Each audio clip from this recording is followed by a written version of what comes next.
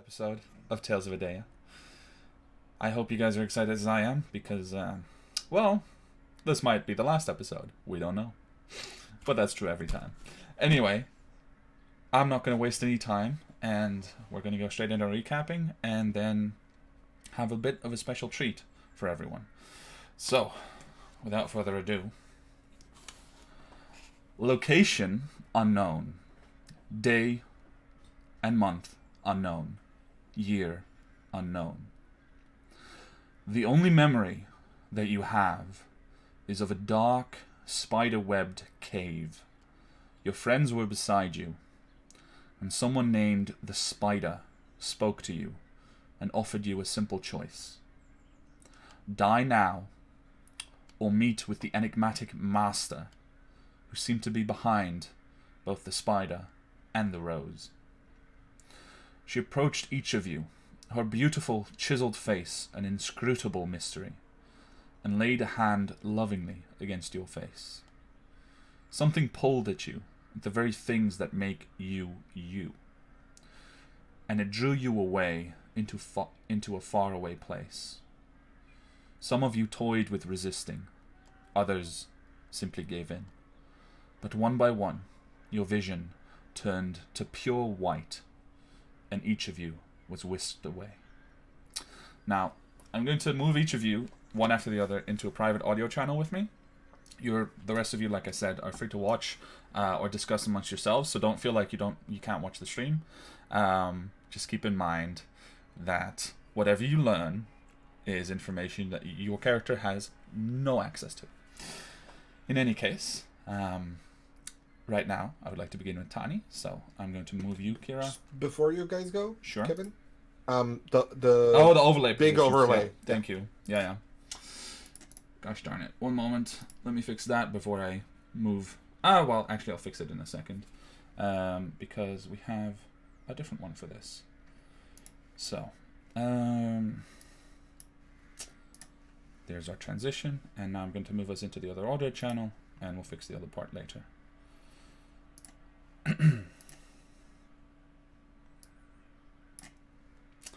So hi Kira, I hope you can still hear me. I can. Alright, cool. So, Tani, as the white from your vision fades away to endless dark nothingness, you almost feel the welcome comfort of deep sleep envelop you. For a moment, you are at peace, before you feel a tug behind your navel, which it may relieve you to think of that you still have one in this strange place. But that tug quickly turns to gravity. You become aware that you are falling, and though the darkness does not change, it makes way for something else.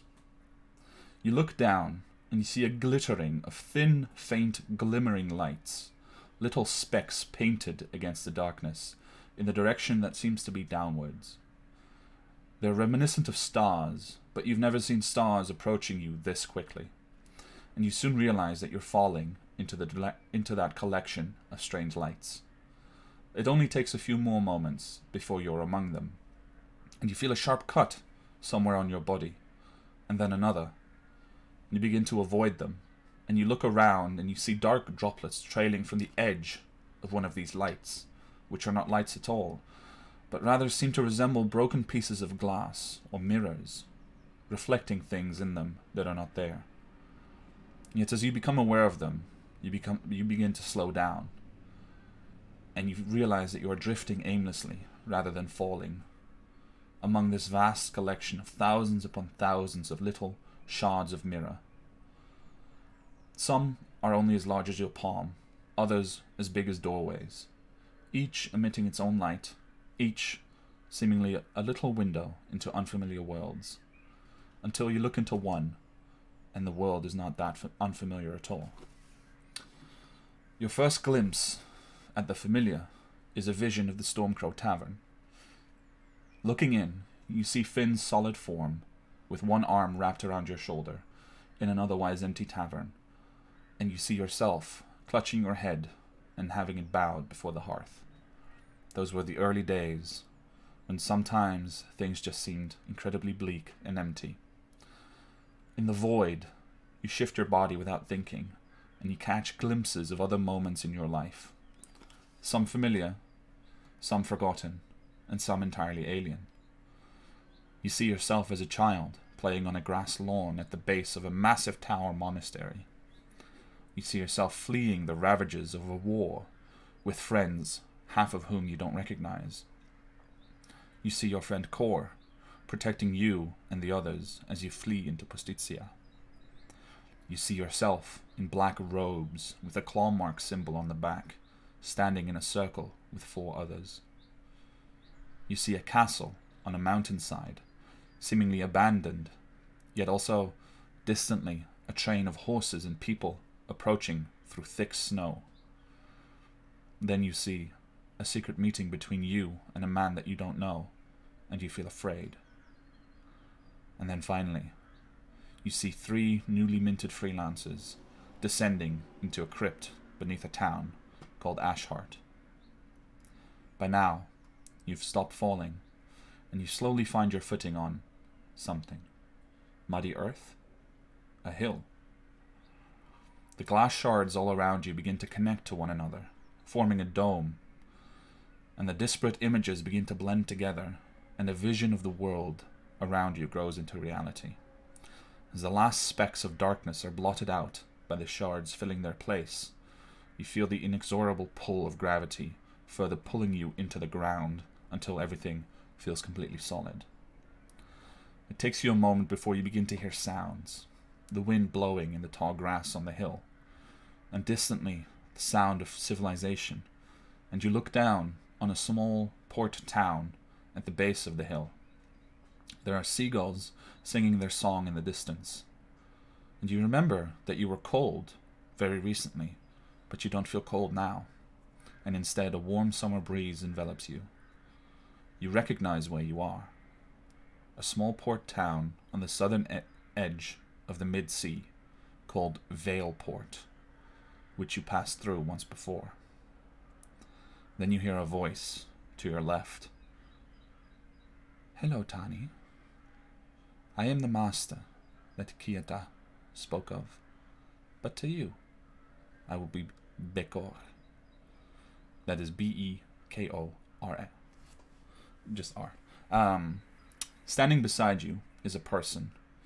Their hair verges on gray, but is still light brown, and their features are impossible to place, yet very chiseled. They seem like an old and wise individual, such as you might find in smaller rural communities. They are entirely wrapped in dark brown robes, which accentuate a bony and almost malnourished figure, and it looks sideways at you, smiling. This is the first time that you can respond.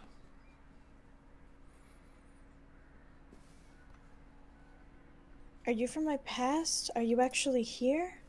Is this a real place? This place is real. I am not from your past, but I may be from your future.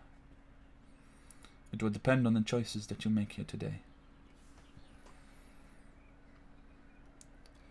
I am sorry for the way in which we had to meet. Unfortunately, those that I associate with are less than gentle in their methods. But in my position, I am both master and servant to those who aid me.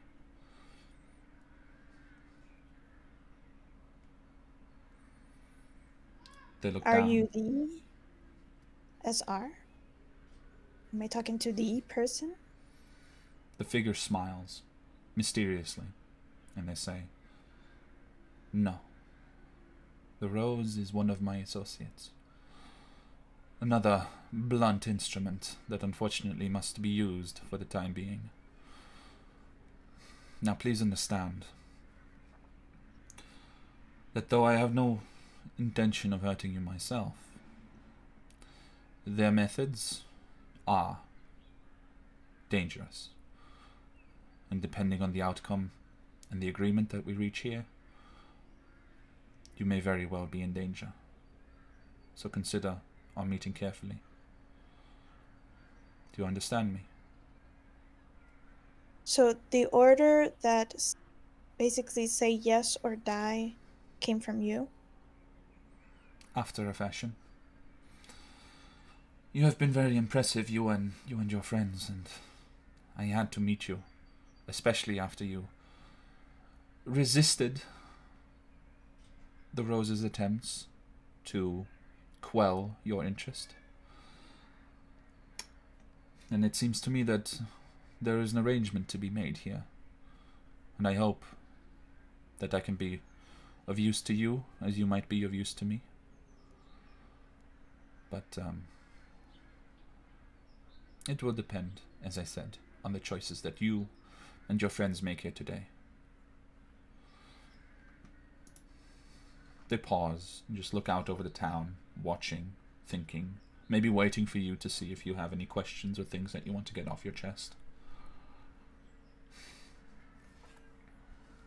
I'll be as honest as I can and say that we've been through similar things before, similar proposals. But Yes. what are you? Are you a god, a demigod? What is your big purpose? Standing there beside you, this diminutive, slightly malnourished looking person looks down at their bony hands, long fingers, just looks them over.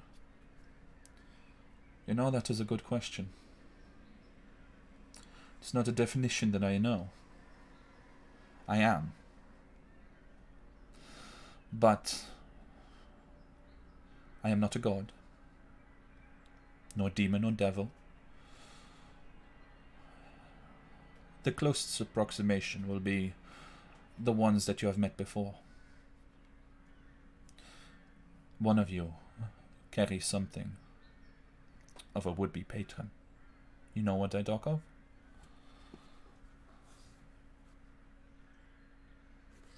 They raise Maybe. their hand, and there appears indeed a golden pocket watch in their hand. Perfect, not broken in any way. And they just hold it up. The one who makes these is one such as I, or I such as them.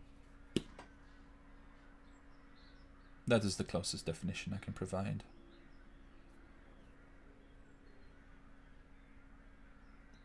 And do you seek something similar to her? Are you on her side? Are you against her? Are you one other big player? Unfortunately, she and I are what you might call enemies. At least, adversaries of a sort. Our ideas are simply too conflicting. And as a result, my goals are in direct opposition to hers. Which is unfortunate, because I do not believe that they have ill intent at heart, but the outcome of what they seek will be a detriment to all. At least so I believe. And from the fact that you and your friends have not sworn fealty to her, to this clockmaker, it causes me to believe that perhaps our goals might be aligned instead. You see, where she represents control and a return to the old ways, it has always been my philosophy that the freedom to choose and to move forward into a new path and to let things change as they must is much more preferable and much more conducive to people like yourself, to the mortal people of the world. You need your freedom, and it is that freedom that I seek, even if it is sometimes only to be found in criminal elements. But even in criminals there is something admirable. They resist the known order, and they make their own path. It's that freedom that I want to espouse in everyone. And I want your help. You speak of a new path and freedom. What sort of new path? Who would humanity, or not humanity, sorry. We're not all humans, but the equivalent. Yeah. Uh, who would they follow? Who would be under you? Under somebody else? Under SR? Under Scarlet Rose? No. The point is to maintain the freedom that you have found since the close, since the gods' fall. You find yourselves in a new paradigm, and you're still adjusting, but there are those, such as your clockmaker, who seek to go back to establish the old ways and thus remove choice from the equation to a degree. But now that you have it, I think that you should keep it. And that is my goal.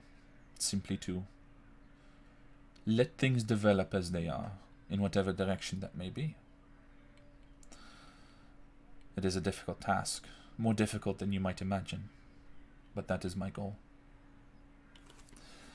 Now, the associations with the rose and figures such as Edeah, that is the spider to you,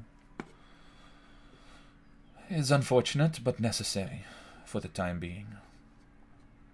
But I hope to grow beyond them and pursue this mission without supporting only one small group of people. You represent the first step in that direction. And make no mistake, I can be of great value to you as well. And as they say this, briefly your vision dims, and while you know that you're still standing on that hill, you get a look at something else. And you see, or you feel rather, a memory of yourself walking down a staircase into what seems to be a cellar. And you see yourself carrying a small, completely white box, closed. And you place the box on a marble altar in this cellar. And in that moment, as you put your hand on it, you know that inside are all the memories that you gave up. And you turn away, and you begin to walk away. But right in that moment, as you're about to get a vision of where this is, everything turns back, and you're back on the hill, looking down on the town. I can help you find out many of the questions that you are asking. I can help you find your way in this world. That is the only thing I want. And I will give you the power to do so, so long as you support me in my cause as well. It does not seem an unfair trade to me, but as I am in favor of free will, it is a choice that you have to make.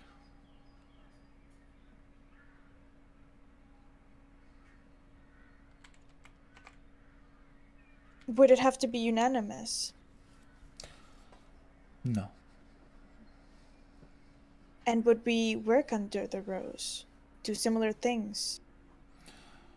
You may have to associate for a time, but I would not ask you to become anything that you are not, or to look past anything that you cannot, only to be practical, and first achieve the goals that we must achieve together before you take action on your personal values.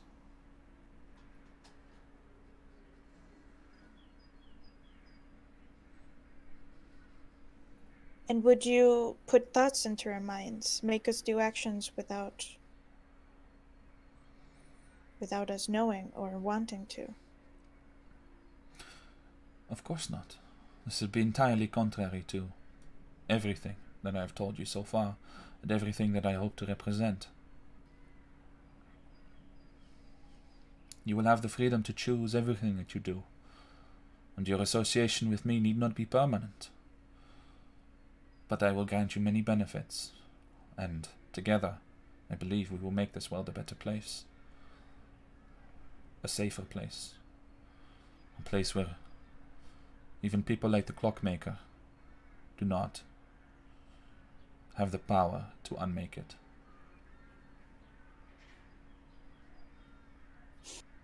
See, we've been under similar things, as you might know.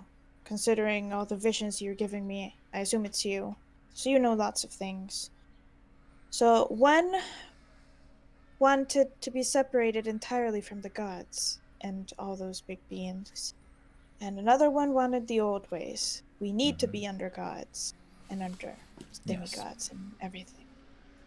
So you just want to let things happen as it would happen. that's correct.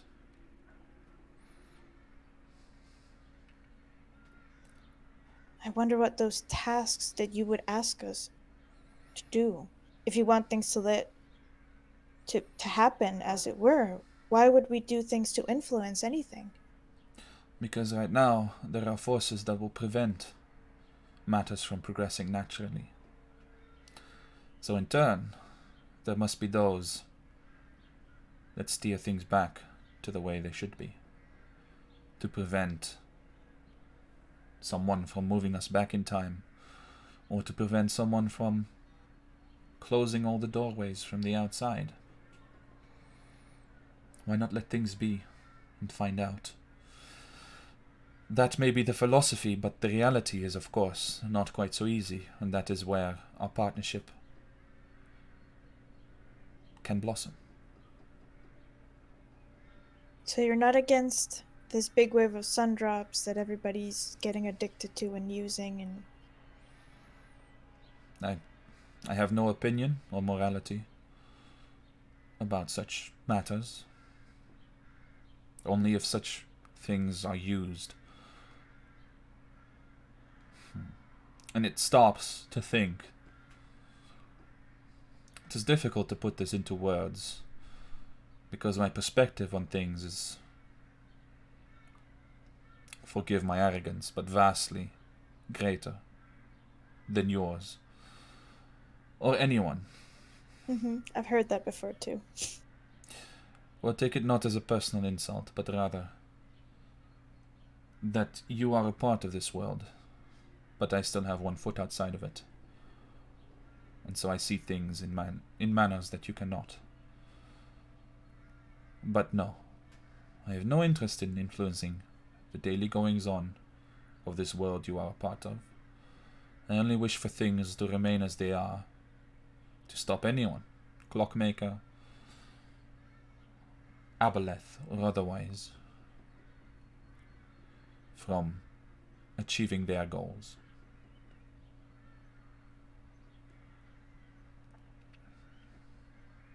Okay. One of my last questions is the biggest ones, maybe, is you say it doesn't have to be unanimous. Somebody Correct. could say yes, somebody could say no. But would that mean that our group would be separated suddenly? That I would have to go my own way or somebody else? And maybe that's not something that I would want. So if you would accept this answer, this mixed answer that I'm going to give you, if the group, the majority says yes, if all say yes, I'll join as well. But if someone says no, I don't wish to be separated from my group. They're my friends. They're my most important people. I don't want to work against them. Calm down. I have no intention of separating you from anyone, or forcing you down any path. You are free to accept on your own terms, and handle your group as you wish. I will not force you to tell them what you have chosen. And if some or all of them choose not to throw their lot in with me and you do, that does not prevent you from making a difference in this world on my behalf. It may make things more complicated for you, but that is your life, and you must deal with it as you see fit.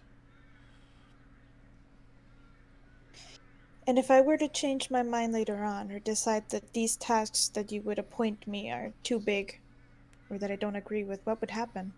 Would I die as I would die right now if I say no? I would be both surprised and disappointed, But no, I will not punish you for exercising your free will.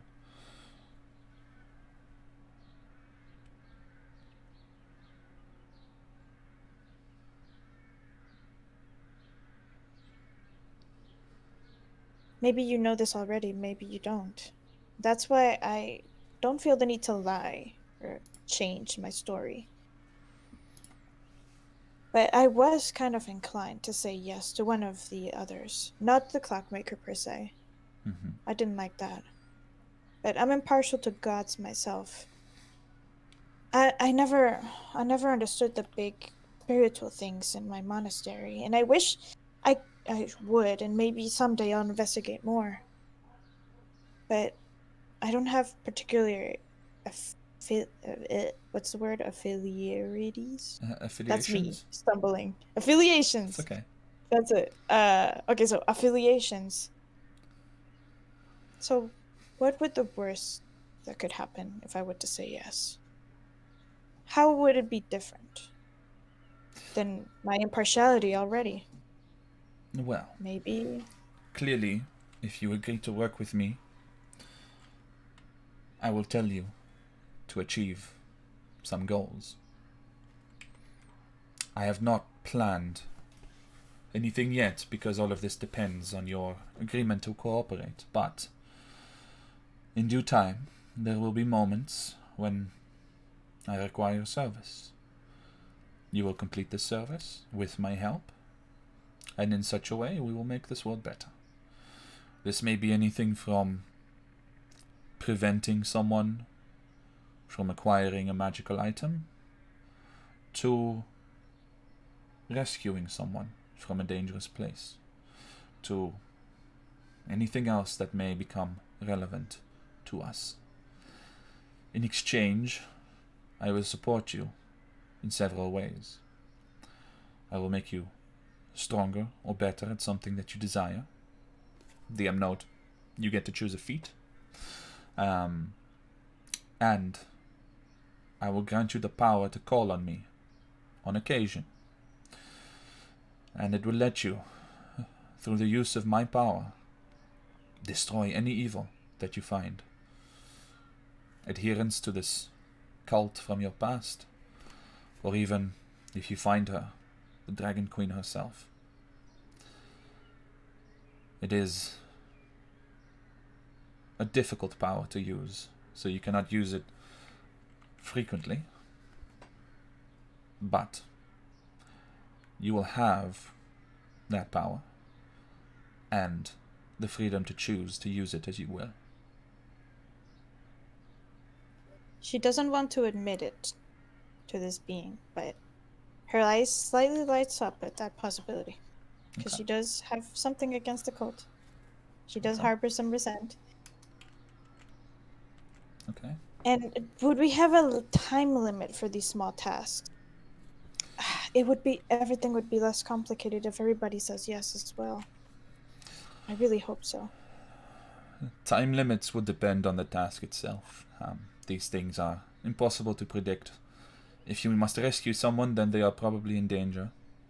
If you must acquire an item, perhaps you have more time. I will inform you and provide you as much information as I am able. And I will support you in your own journeys.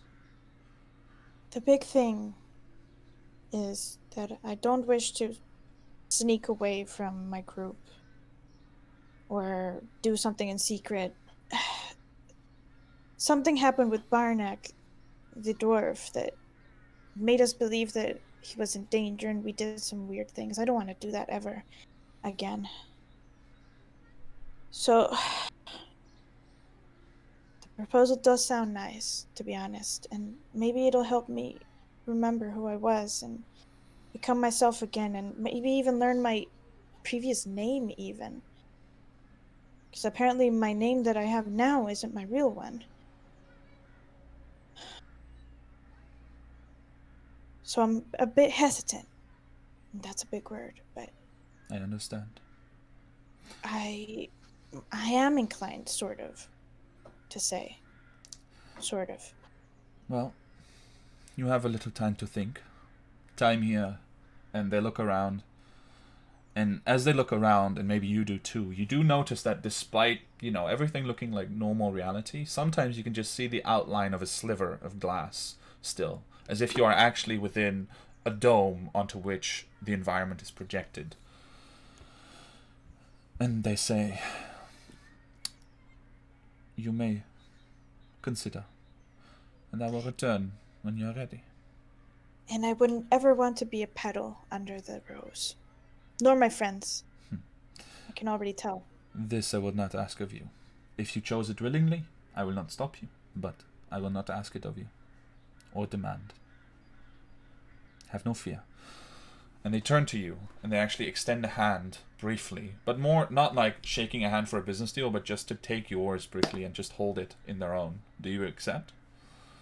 I do. So they Just to see if it's cold or okay. nothing. Or...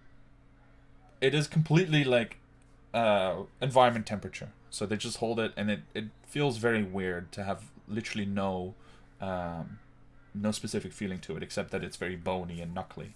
And they hold onto your hand and look into your eyes, and they say, well, Danny, I hope that you will choose wisely. And then whoop, you blink, and they're gone. So. Am I still in the same place, or? You are still in the same place, and you have time to think on that hill. And in the meantime, we're going to switch over to the next person. So I'm going to move you back to the main chat and move over to the next person.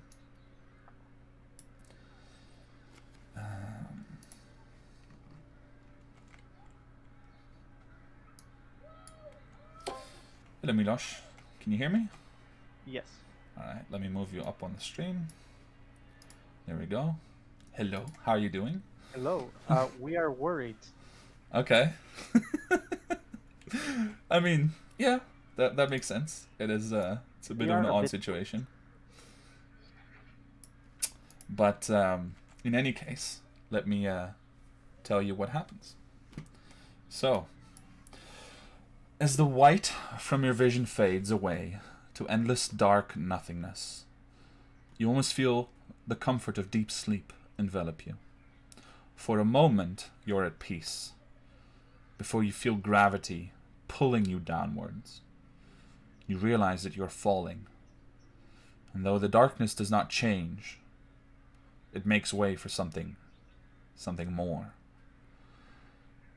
You look down, and you see a glittering of thin, faint, glimmering lights, and within moments, you are among them. Reminiscent first of stars, you quickly realize that they are glimpses into other worlds. This strange collection of lights is not lights at all, but shards of mirrors that float in nothingness, amongst which you first fall quickly and then slow down. And seeing into them, you see a myriad of different worlds, different events and different happenings that don't look familiar to you, until one does. And your first glimpse of something familiar is a vision of a festival in Watchhold from when you were young. You see yourself, still a child, in the crowd, dancing to the music alongside your father and grandfather and mother and sister. You scarcely understood it then, but this was one of the first celebrations of a year without incidents from the God's Fall. You shift slightly within this void, and you catch glimpses of other moments in your life, some familiar, some forgotten, and some that you wish you didn't need to see again. First, you see yourself as a child, huddled up with your mother and your father, your sister still a baby, in a magically warded cellar that shakes as the very foundation of the world around you groans in pain from the God's Fall. Then you see yourself on the deck of your grandfather's ship, the Merryman, still only a child, standing beside him as he explains to you the basics of shipfaring. You see yourself weeping on the shore of an island while a fiery rowboat dissipates your grandfather's remains into the air and into the sea. You see yourself practicing the bow and arrow in the communal square near your home, your sister mocking you with her friends. You see yourself on your father's ship, now an adolescent dwarf, able to carry his weight, even if just barely. There's the first meeting with Jean-Jacques, a windmaker aboard your ship, and you're reminded of the natural disdain that you two had for each other, just in the beginning. You turn and you twirl, and you see other glimpses of the past more swiftly. Arguments with your father, secret practice with the bow and arrow, the day you chose to go to the freelancers and abandon your father's ship, and the day you descended upon the town of Ashhart and walked away forever changed. You realize that by now you've stopped falling. You feel a wooden deck beneath your feet, swaying slightly. The glass shards all around you begin to connect to one another, forming a dome, and the disparate images begin to blend together, and the vision of the world grows into reality. As the last specks of darkness are blotted out by shards filling their place, you begin to hear sounds, the crashing of the waves against the bow of a ship, the voices of familiar sailors, sometimes piping up from above in the sails, shouting at their fellows. You look down over the length of the Merryman, your grandfather's ship, and see it in full working condition, sailing an unknown stretch of the mid-sea. You hear a voice from behind you, and someone steps up beside you. "Hello, Barnack. I am the master that Kayata spoke of. But to you, I will be a Bekor."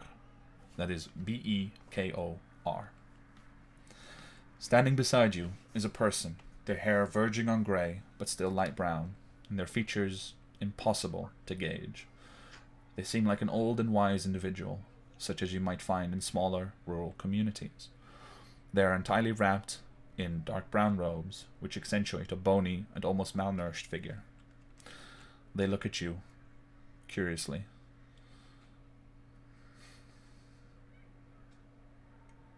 How do they look apart from?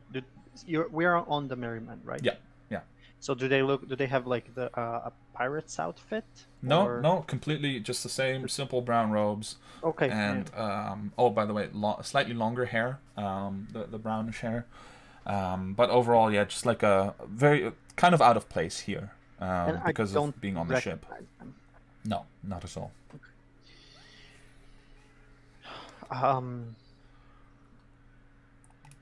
I look around, see. Good evening. Hello, Barnack. The Lady Spider said that we would be talking to the master. Yes. I do not believe I was expecting this. Yes, I am sorry. I am sorry for the methods that have brought you here. Oh, But- I don't mean the methods. I just meant I was expecting a different master. Doesn't matter. Am I dead? You are not dead. You are currently both on this ship and in the cavern where you were left. And this is the way to talk to the master. Master. This is the way to speak with me. That is correct. And you said your name would be Bekor for me. Yes. May I ask, would your name be the same for everyone else? To you and your friends, I will be who I am, Bekor. To the Scarlet Rose, whom you referred to earlier, I am the master.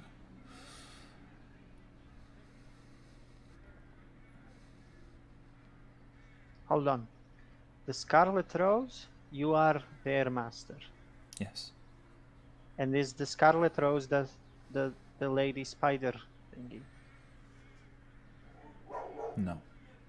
Oh, so we haven't actually talked to the Scarlet Rose yet. So we're skipping that. If you wish, you are free to pursue them. No, we are skipping that. Instead of talking to someone that's not in charge, we are getting to talk to someone that is in charge. It depends on what you wish them to be in charge of. The rose and the spider support me because they are the only tools that I have available to use. They are unfortunate in some ways, which means also that I wish to warn you that I cannot rescind their threats, depending on your choices here, even if I would not have made them in such a way. Mr. Baker, is that Baker will do fine. Baker? I will cut straight to the point, and that is, why are we being targeted ourselves? The 3, 4, 5 of us, well, 6 if we count Myra now. And am I talking to someone that is not from my surroundings? They think for a moment and smile. A strange expression on this odd face. And they say, that is who you are talking to. Someone that you don't know. As for why you are targeted, I believe that it began when you acquired the item that you have carried around so secretly for the past months. See.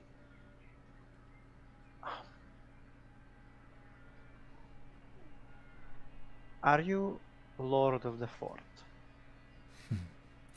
Nothing so lowly for me. But Lowly? the Lord of the Fourth comes from the Nine Hells.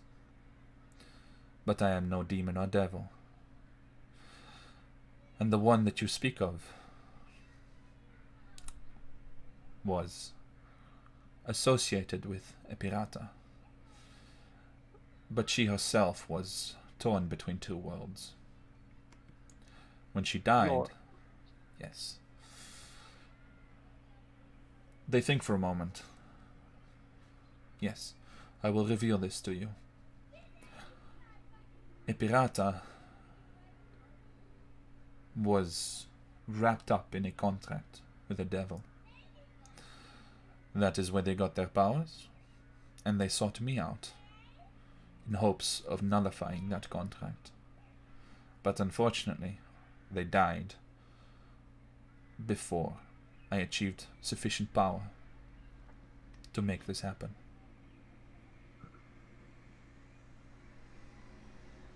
I see. So, leaving that Lord the Fourth aside then, you now said you are trying to achieve more power.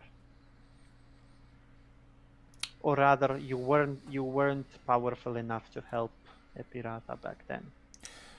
Yes, think rather not in terms of the pursuit of more power, but in freeing my own. I am currently still bound in many ways that stifle my potential. And the Rose and its associates, and hopefully you yourselves, are involved in freeing me from these shackles. Barnack will actually stop for a moment Mhm. to think, even though he doesn't do that often.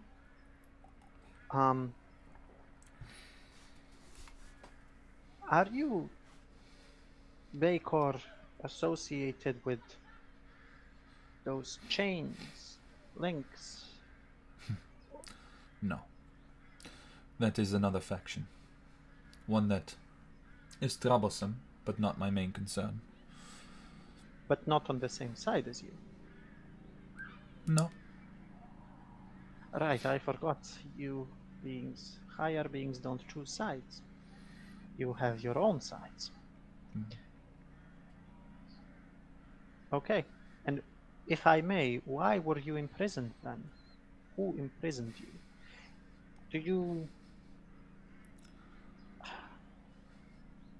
I don't really know what's going on, apart from trying to stay alive in a very weird city Mm-hmm. that has too many people, too many places, and not enough good ale or wine or whiskey. Whiskey is fine, actually. I will not say anything about whiskey here.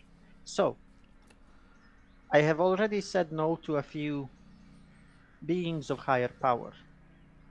I still hold one very dear, though. So, my question is, are you in any way associated with or against this one being of power that I still believe in? Well, unfortunately, I've not had the pleasure of meeting them, but I believe that we would not be inherently opposed to one another. You asked me why I was shackled, how I was shackled.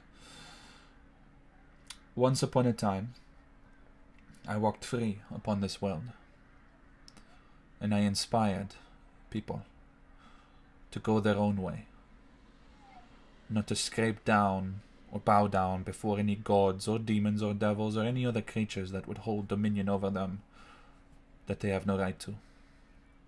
And for that, I was placed in a box and shut away. Because as it turns out, those in power are not fond of those who would resist them.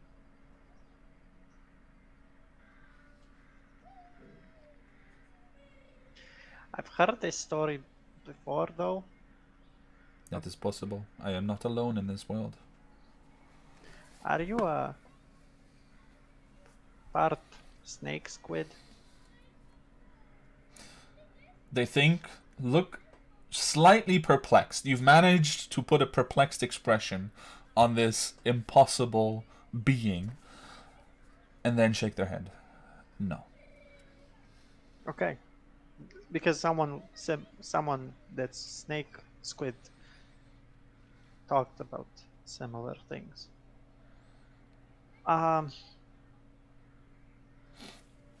Okay. Bakor.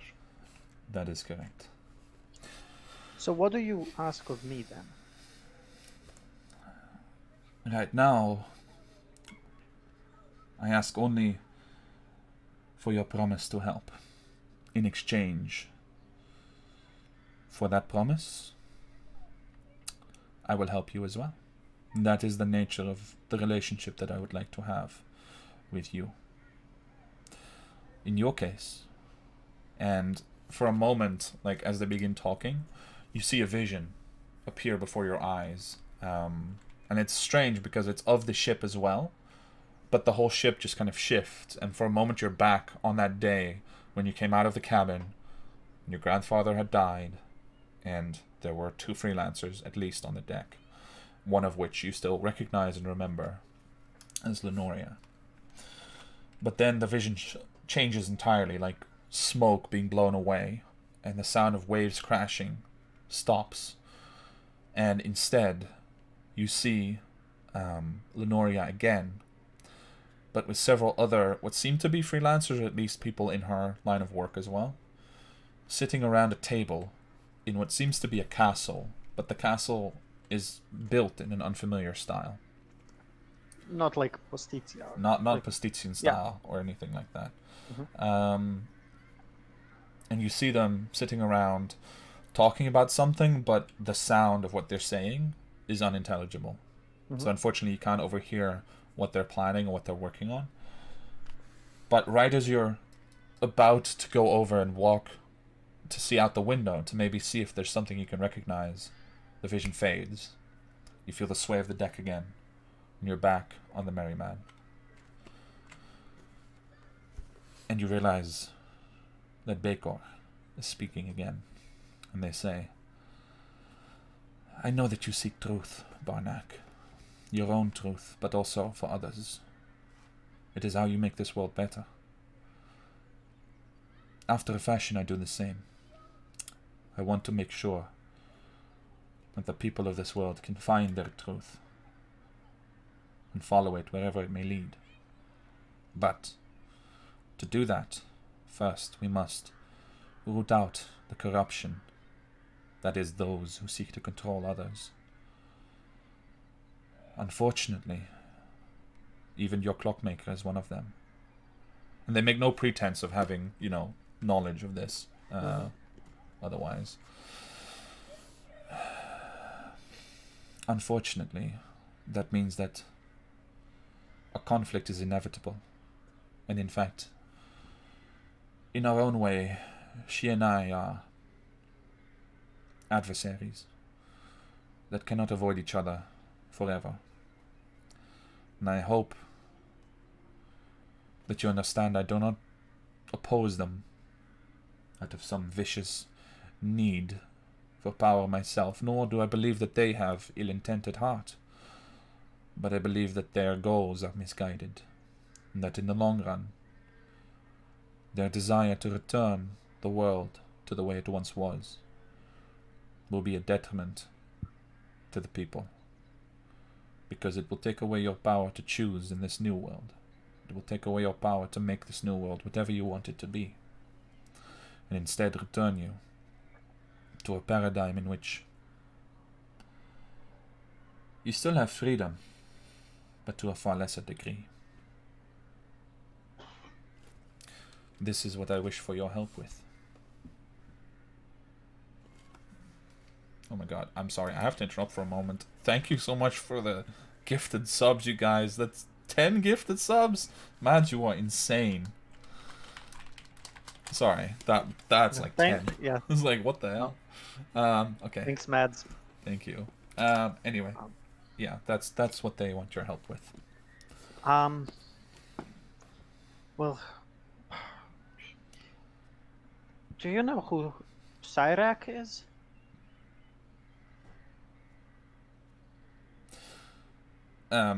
So as a dungeon master, I'm currently blanking on the name. Wait, Cyrak? maybe I'm mispronouncing it. Hold on. Contract with Basil. Hold on. God of Murder. Oh, Cyric. Cyric. Right. Sorry. Okay. No, it's fine. It's just it's Cyric. That got me. Yeah. They frowned for a moment. Yes. Another problem. One that we may need to deal with in time. But I am not opposed to that. Okay. And you said you offer truth. Well, you could help with. I hope to provide you the tools to find it, yes. Then I have a question that I've asked many of my friends, that I've asked many of my enemies, and that is, how many innocent people will die for this? That will be entirely in your hands. I do not dictate the methods which you employ, only the goals which I hope that you will achieve. And those goals will not be kill 1,000 innocents. This brings me no benefit. What would be the purpose of killing an innocent? If they have done no wrong, then what benefits do we stand to gain from it? I do not see this. If you can imagine a way that is within the realm of reality, perhaps I will debate that with you. But I have no plans of asking anything unreasonable of you. Difficult things, yes. They will be difficult challenges in the way. But I believe that you are capable of overcoming these, because you have overcome many difficult challenges before speaking with me already. I have watched. And when I said Lord of the Fort, you said you are not interested in those smaller things than you. Does that mean that, as you said, you are on the playing field of the clockmaker, or something even stronger?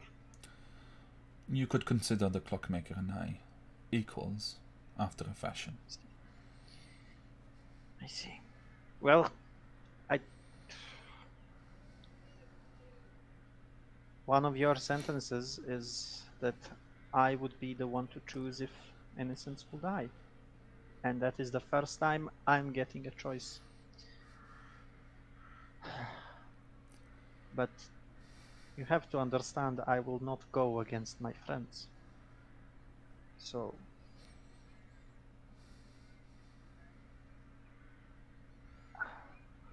I would like to know the truth, though.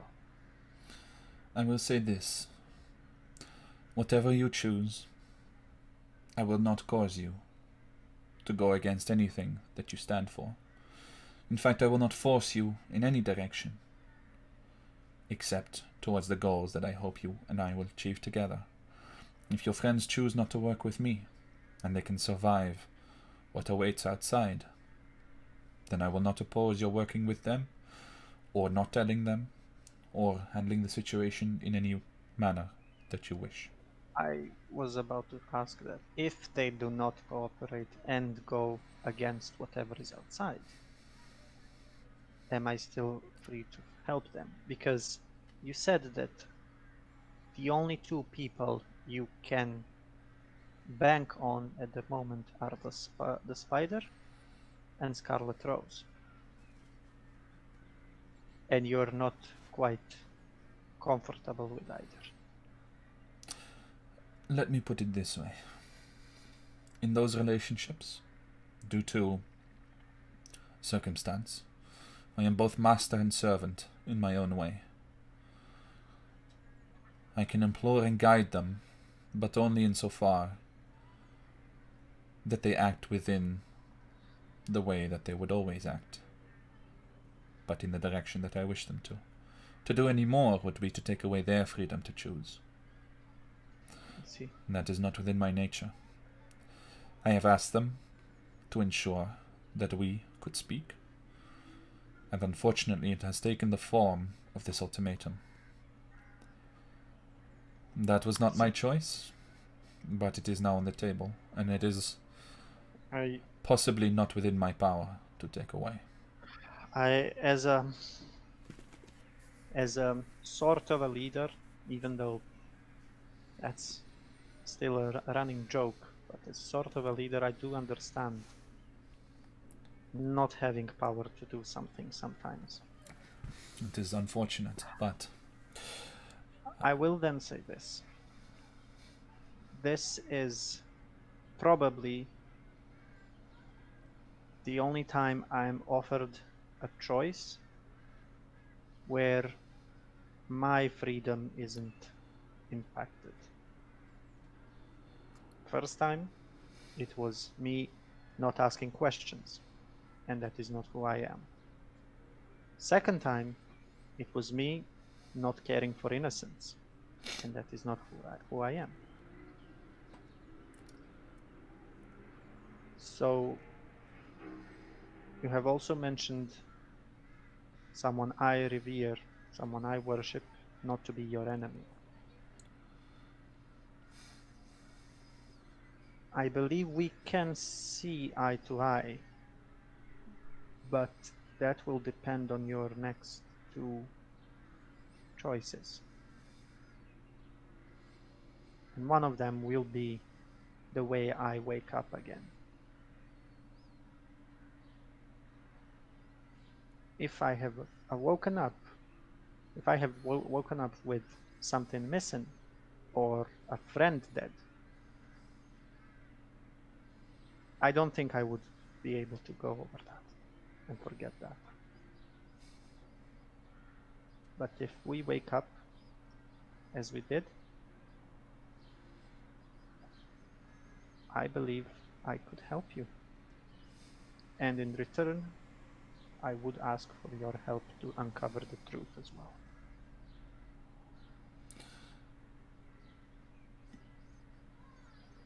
they think, looking out over the water, and in the distance you can now see just a vague outline of land approaching.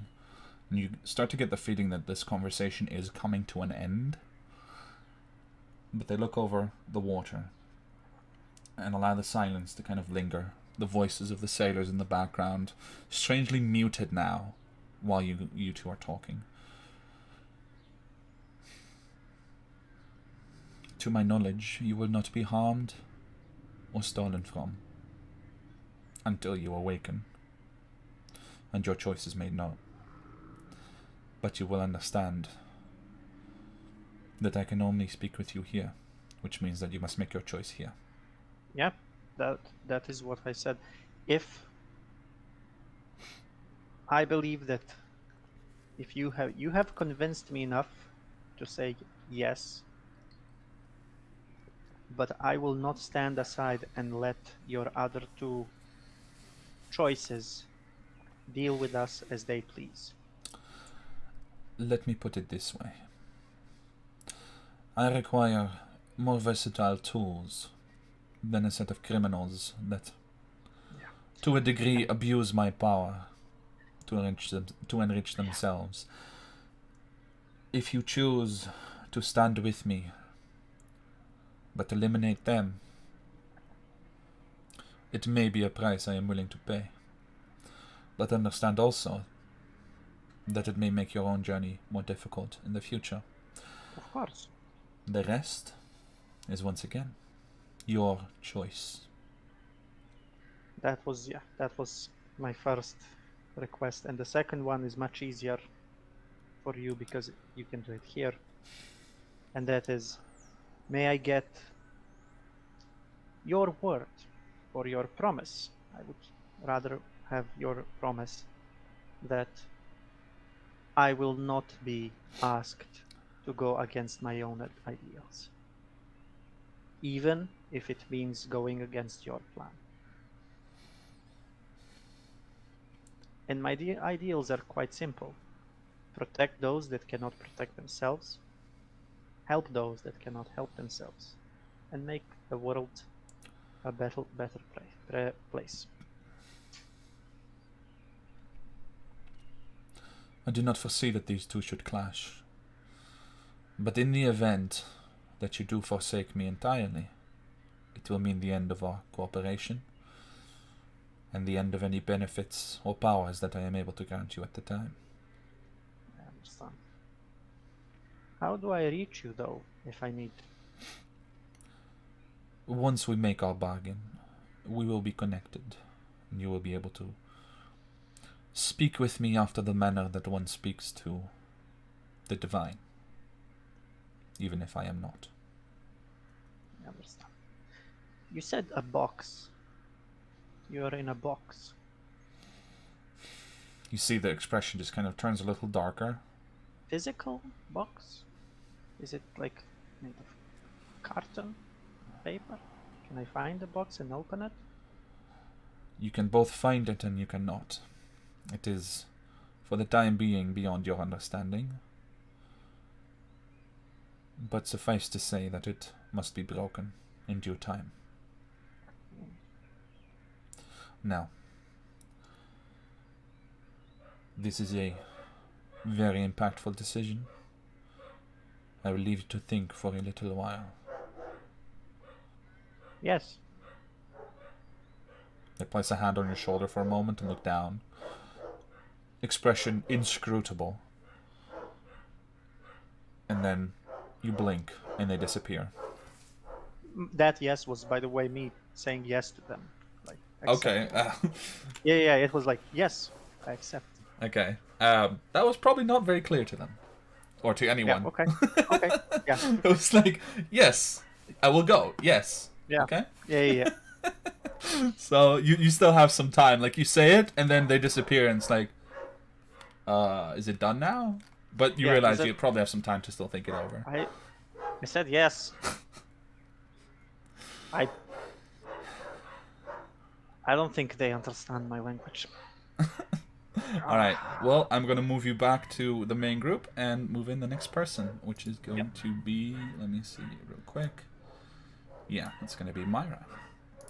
Alright, and I'm just going to hold on a sec. Actually, I'll move in with you. I'll move up with you for a second. Hey guys, how's it going? I'm just checking in while my dogs are barking. How are you guys doing? Terrible, because Milosh's face right there at the end was super concerning, so Yeah. we're very concerned about what's going on. Only mild terror. Okay, Mild. okay. Yeah. Yeah. I'm just waiting for the dogs to go so we can jump in with the next one, which is going to be Myra. So I hope that you're No. excited. I've only been part of this group for like an hour. You should So, just keep yeah. saying that, keep saying that to the weird paranormal entity that's trying to speak with you, and tell them like, hey, I've only worked here for like half a day, so like I don't know, but could I go? Yeah, can I catch a break? Can I do some stuff? Exactly. All right. I'm gonna move down. Hopefully they're gone, and Chancey, you're coming with me. Hi. Hi. So, Myra. As the white from your vision fades away to an endless, dark nothingness, you can almost feel the welcome comfort of deep sleep envelop you. For a short moment, you're at peace, before you feel the pull of gravity, and you realize that you are falling very, very quickly. Yet the endless darkness around you does not change. You have no idea how far down it goes until you look and you see a sheet of glittering thin lights, little specks painted against the darkness in the direction that seems to be down. They're reminiscent of stars, but you hope that stars never race at you with the speed that these seem to be doing. And it only takes a few more moments before you are amongst them. You feel a sharp cut on the side of your face, and you just dodge out of the way of another of these lights. And you realize that they're not lights at all, but instead little glass shards of mirror that reflect situations that are not shown anywhere around you. And you realize that rather than falling as quickly as you were, you start to slow down. And amongst this vast collection of thousands upon thousands of little mirror shards, some only as large as your palm, others as large as doorways, you find a myriad of scenes that are not familiar to you, until one of them is. And the scene that is familiar to you is one that is a painful memory. You see some of your former friends in a terrible fight. Andor thrown across the room by the charging creature of darkness. You shouting incantations from the corner. Moore and Kieran protecting each other. Sasha already unconscious and Jada trying to awaken her. And Kali protecting them. You almost want to beg for the vision to fade, and mercifully, the gentle movement that is still a part of you carries you past that shard. Through the others, however, you glimpse other painful images of the past. You see there your mother in those dark robes, leaving you with several other children in a locked house while they descend into a cellar. You see Sadie and Kane sneaking in with you to the first meeting that you ever witnessed. You see yourself arguing with your mother as you grow older, and the punishments that brought. You see yourself walking away from that house and family. You see the first glimpse of Watch Hold, and remember the way your heart almost beat out of your chest. You see glimpses of missions that you went on, of gold aplenty that you made, and the luxury that it brought you. And then, painfully, you see a graveyard in which the remains of your dead friend should be, but are not, because they were never recovered, or even recognized as dead, and the gravestones there were handmade by you after their passing. You see that tiny dark room in which you hid for weeks before finding the courage to step out again. And as you stare into that dark, empty, and featureless chamber, you realize that you've begun to stand on something. Water falls across your boots and soaks them, and the glass shards all around you begin to connect to one another, forming a dome, and the different images begin to blend together, and a vision of the world around you grows into reality. And as the last specks of darkness are blotted out by shards filling their place, you feel gravity take hold fully. You're looking out across the harbor of Postizia, and in the distance stands that terrible tower which you've avoided looking at every time that you've gone to the harbor recently. And from your left, you hear a calm, quiet voice saying, "Hello, Myra. I am the master that Gaeta spoke to you of. But to you, I will simply be Bekor. That is Bekor. And you see the face of the person that stands beside you, and they look elderly. Their hair barely not grey, still light brown, about shoulder length. Their features very chiseled but hard to place. They seem like an old and wise individual, maybe a village wise man or woman, you're not sure. And they are entirely wrapped in dark brown robes that accentuate a bony and malnourished figure. And they look at you with pity.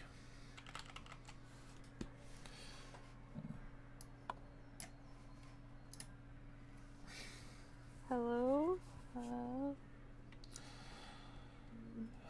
Hello, Myra. I am sorry for what you have suffered.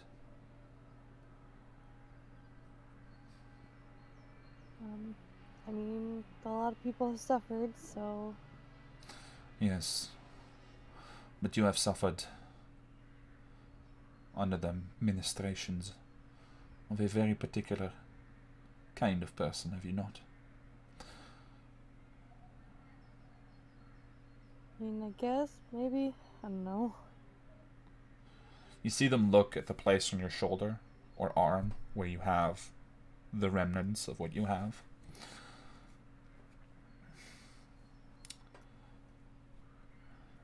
You, I think, are here for a reason. It was not my plan that you should be included amongst these, but perhaps it is meant to be in a way. I did just join them this morning, so, I mean... Yes, Slightly bad luck among me? I don't know. perhaps. But you have suffered the most from this clockmaker. And they conjure up like a little golden pocket watch that you've seen, I think, in glimpses from the Ashenhearts. I think Jean-Jacques carries one, but not clearly up close. But they just hold it up as a sort of symbol of the clockmaker. And I believe that your pain makes you excellently suited to work together with me, because I think that we can undo a great part of it in due time. Can I just stare for a second to contemplate what he says? Can I insight check him to see if I think he can actually undo anything? Go for it. Make an insight check. I don't think that's very good. Maybe it is. Forgot my insight's actually good. 17. 17. Okay, one moment. Also, am I the first roll? Yes. Okay. Just none of these people. So you look up at this person who, despite you being human and they seeming to be human, or maybe some elvish blood in there as well, are definitely taller than you. And the first thing that you read is that their sympathy seems very genuine. They're like, if you could, if you're when people say like my heart breaks for you, this is literally what's happening right there. They look incredibly sympathetic towards you, maybe because they've seen more of what's happened to you than you realize. As far as whether they have the power to undo it, they seem to believe it for sure. That doesn't mean that you have to believe it, but they definitely seem to be convinced that they are able to do this. Okay. Well, I know we were told we had to come talk to you or, die where we are. And Yes. I don't know if we were given an option of whether or not we had to agree or not. You are free to disagree. And even in that case, I will attempt to dissuade the spider from her course. But unfortunately, I am both master and servant to them. I am master because they pursue the goals that we set together, but servant because I do not command or control them any more than anyone should be. They have free will, and I will not take it away from them, not even to save lives.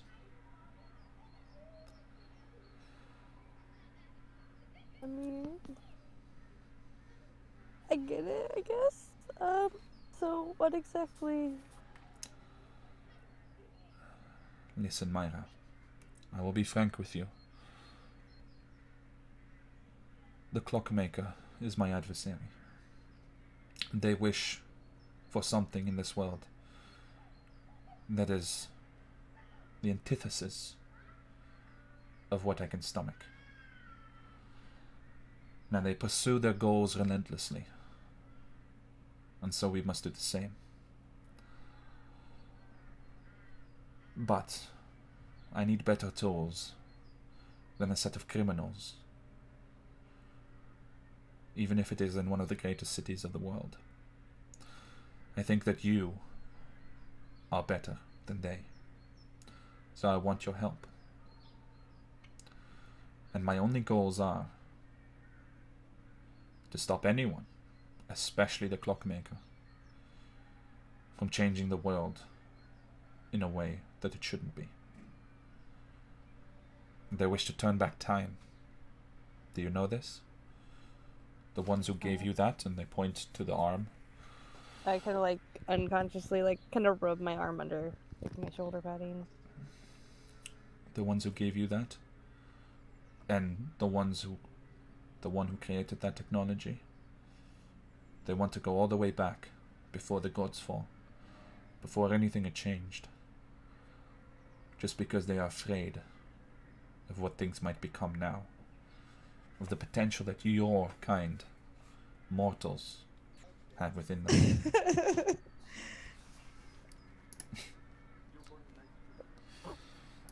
Kira, you're unmuted on Zoom, just FYI. Did you, honey, laughing? Yeah, that was very sudden. Okay.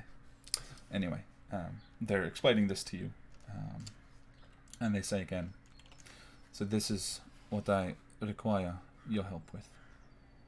I do not know what shape that help will take yet, but there are many things that require fixing, and I think that the matters that you encountered in the past year are near the top of that list, because these rogue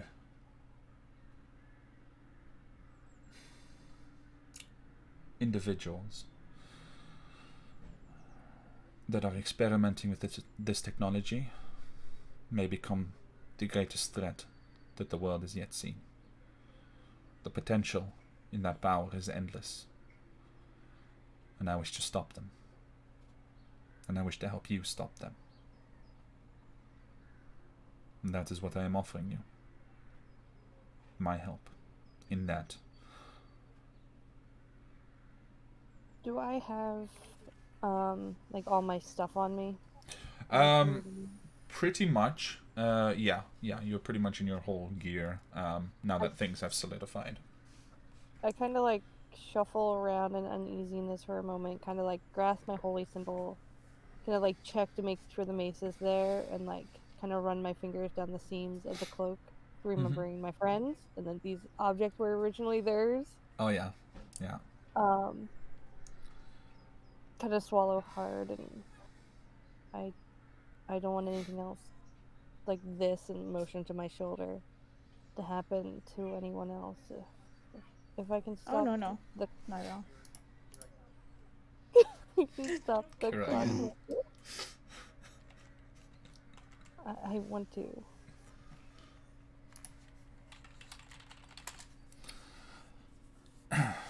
Well, that is good, because there are many more. And your vision, briefly, it's like the world around you fades away in a puff of smoke, and something else takes its place. And you're standing at the beginning of a very long hall that goes maybe like 25 feet up as well. And on the right side, there's just one straight wall. And at that wall, maybe every 10 feet or so, is someone chained to the wall. And you see that each of them has a different modification. They have like a network of different cogwheels embedded in their flesh, or they have a metal plate overlaid on part of their arm, and all of them look miserable, and all of them look horrible.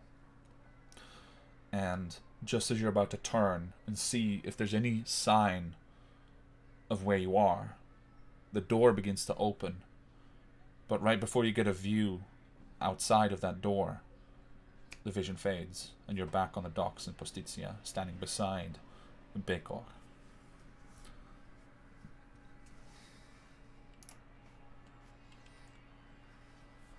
Is that a real location or just another vision? It is a place that is somewhere in your world right now.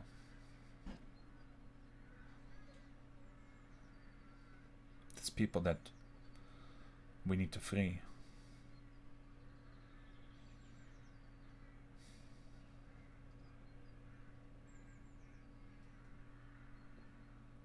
Any idea where to even start? Yes. To you, I will say this without making any bargain, because I believe that you will go there regardless. But you must go back to the prison. Why did I know that was coming? It is the starting point for this journey. And if you are lucky, perhaps you can find what remains of your friends. Because if you do, I will grant you the power to bring them back. It will not come easy, and there will be a cost. But you can save them.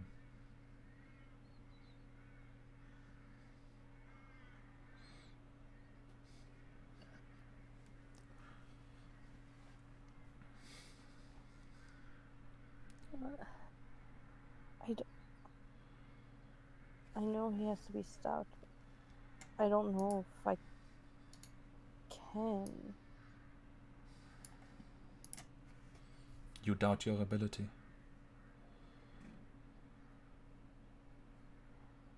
I just stare at you for a moment.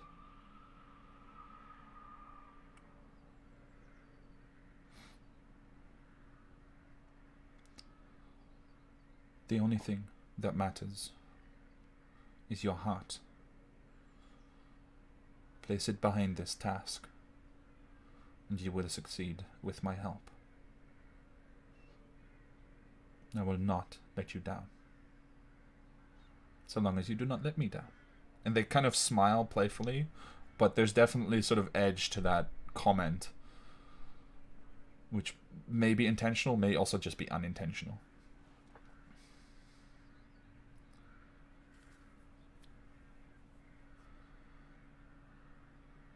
I'll do my best. I can't make any promises. So long as you agree to work with me, I will support you, and I expect that you will support me and my goals whenever possible. I will not ask anything unreasonable of you. And your methods may be of your own choosing. Is that agreeable to you? I think so. I do have, I think, one more question. The information we had found, I can't remember names now because I forgot to write it down, of going to the other location, the other island. Solarian Isle? Yeah, the other one we were talking about going to. Right. About the other experiments. Are they connected? They think for a moment, and you can see that they're not really looking at anything near, but rather at something that you can't see. But where they're looking, you do see a brief, like, kind of shimmering in the air, as if there's the outline of one of these cracked pieces of glass. So you get the impression that maybe they're looking through one that you can't see. And then they look back at you, and they say, I believe so. Yeah. As long as everyone's still alive and we're out of... No, look around this. I think they were planning on heading there next. At least maybe we can get some more information before we head... Or before I head back. Hopefully with them. I hope so.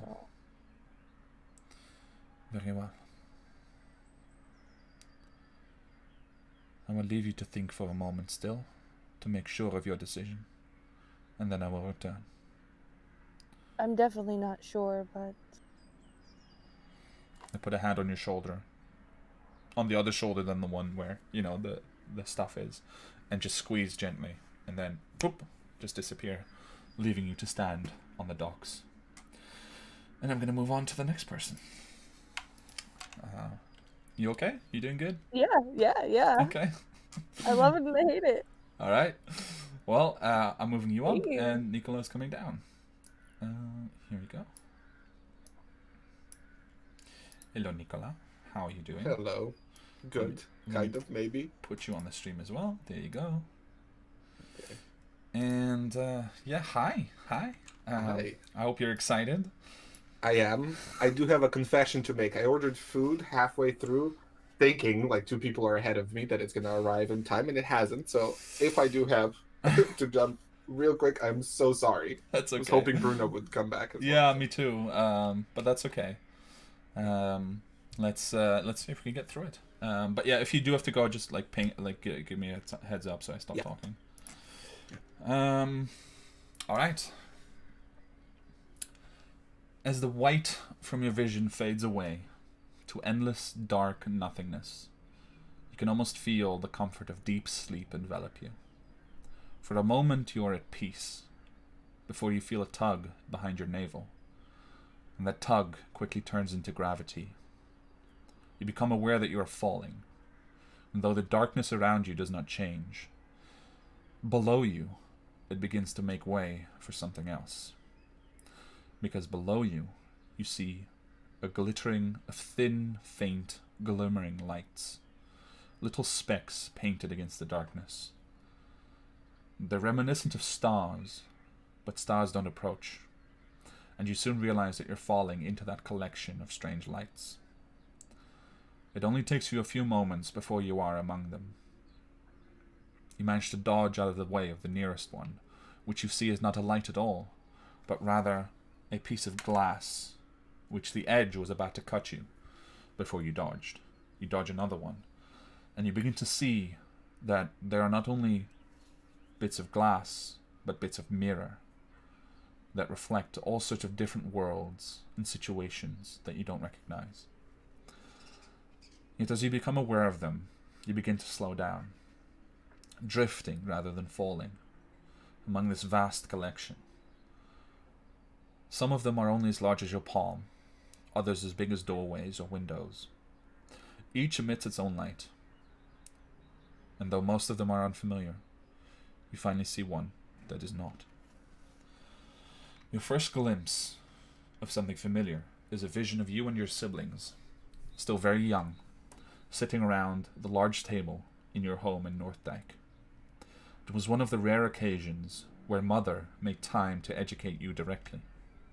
And you remember well the words that she spoke about responsibility, obligation, and loyalty, about one family and one vision. Then your body shifts almost on its own, and you glimpse another moment in time through the shards that surround you. You see there the first time that you met Esme, and the way that you felt compelled to impress her, even though your adolescent self didn't understand why. You see the first time that you cast magic without knowing how or why, and you blew one of your nannies right off her feet while you were having a tantrum as a child. You see the first mission that you went on as a young adult, seeking information on behalf of the family. And nearby that, you see a vision of your mother scolding you when inevitably you'd made a mistake and caused her deep embarrassment that year. You see yourself studying ever harder, shaping yourself into the perfect tool for the family. And you see yourself descending again into that dark cavern which held the hidden crypt and the spirit that pleaded with you for aid. You see the one time in your life that your mother grew emotional, the day on which you learned that Edeah had been shot and killed at the Parliament. And finally, you see your own capture in Watchhold, and the awful struggle to free yourself before stumbling into the arms of the Ashenhearts. By now, you realize that you've stopped falling. You feel solid ground, cobblestones even, beneath your feet. The glass shards all around you begin to connect to one another, forming a dome, and the different images begin to blend together, and a vision of the world grows into reality. Just as the last specks of darkness are being blotted out by shards filling their place, you suddenly feel reality shatter, and the glass dome breaks apart with a terrible noise. The void is back around you, and it becomes complete and cold, and icier than icy wind blows through you and through it, and carries you away towards, eventually, what looks like a mechanical door in the middle of nothing. That door opens, and in the doorway stands a figure, painted against a bright, lighted background. You see a frazzled-looking woman with glasses on, and a stern expression on her face. And as you're being pulled closer, you feel the pocket watch get pulled out from under your shirt and clothes. And you realize that it is the piece itself that is dragging you here. She has her arm out, and when you are before the woman, you are suspended in mid-air, unable to move or even speak. She grabs the pocket watch briefly, and seems to place an additional piece into it, before setting the time on it, starting to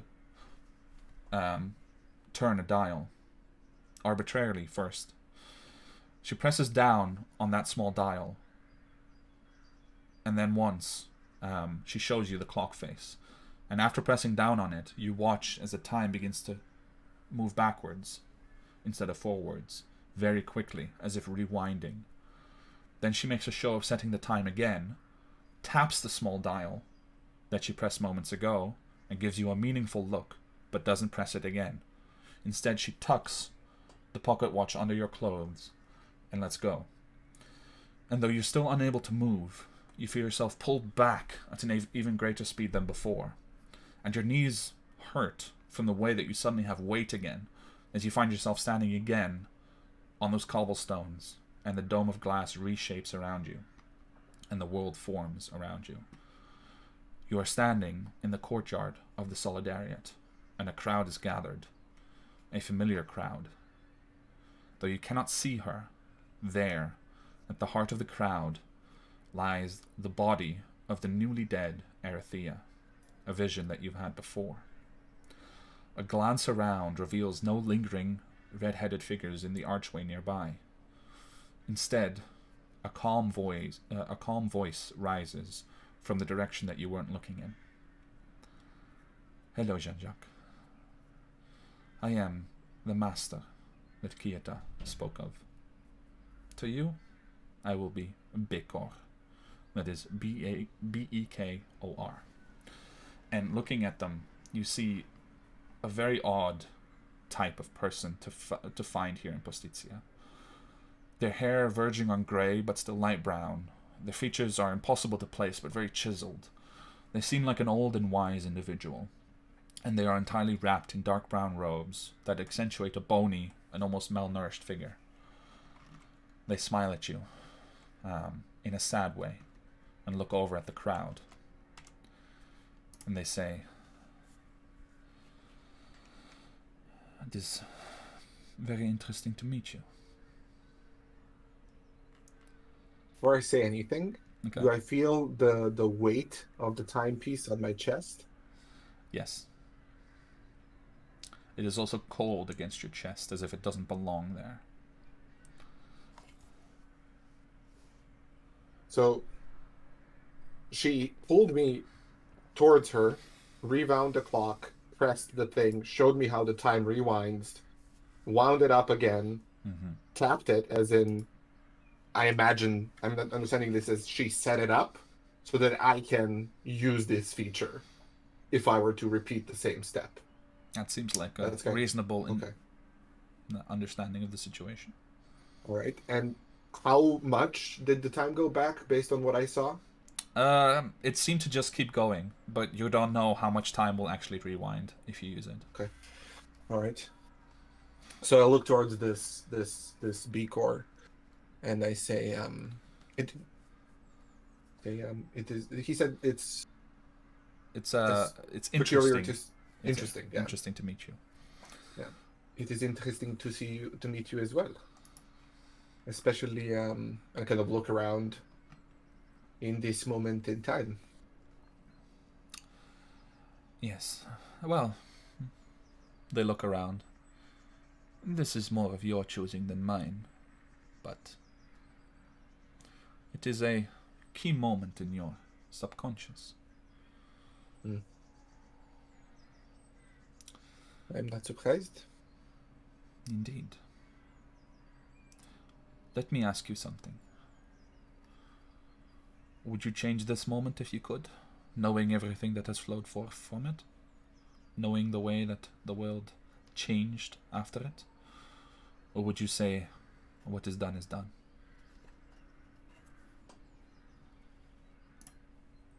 He ponders for a moment.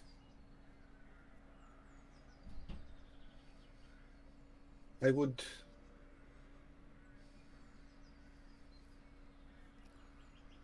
not. The only thing that I would change is knowing whom was responsible.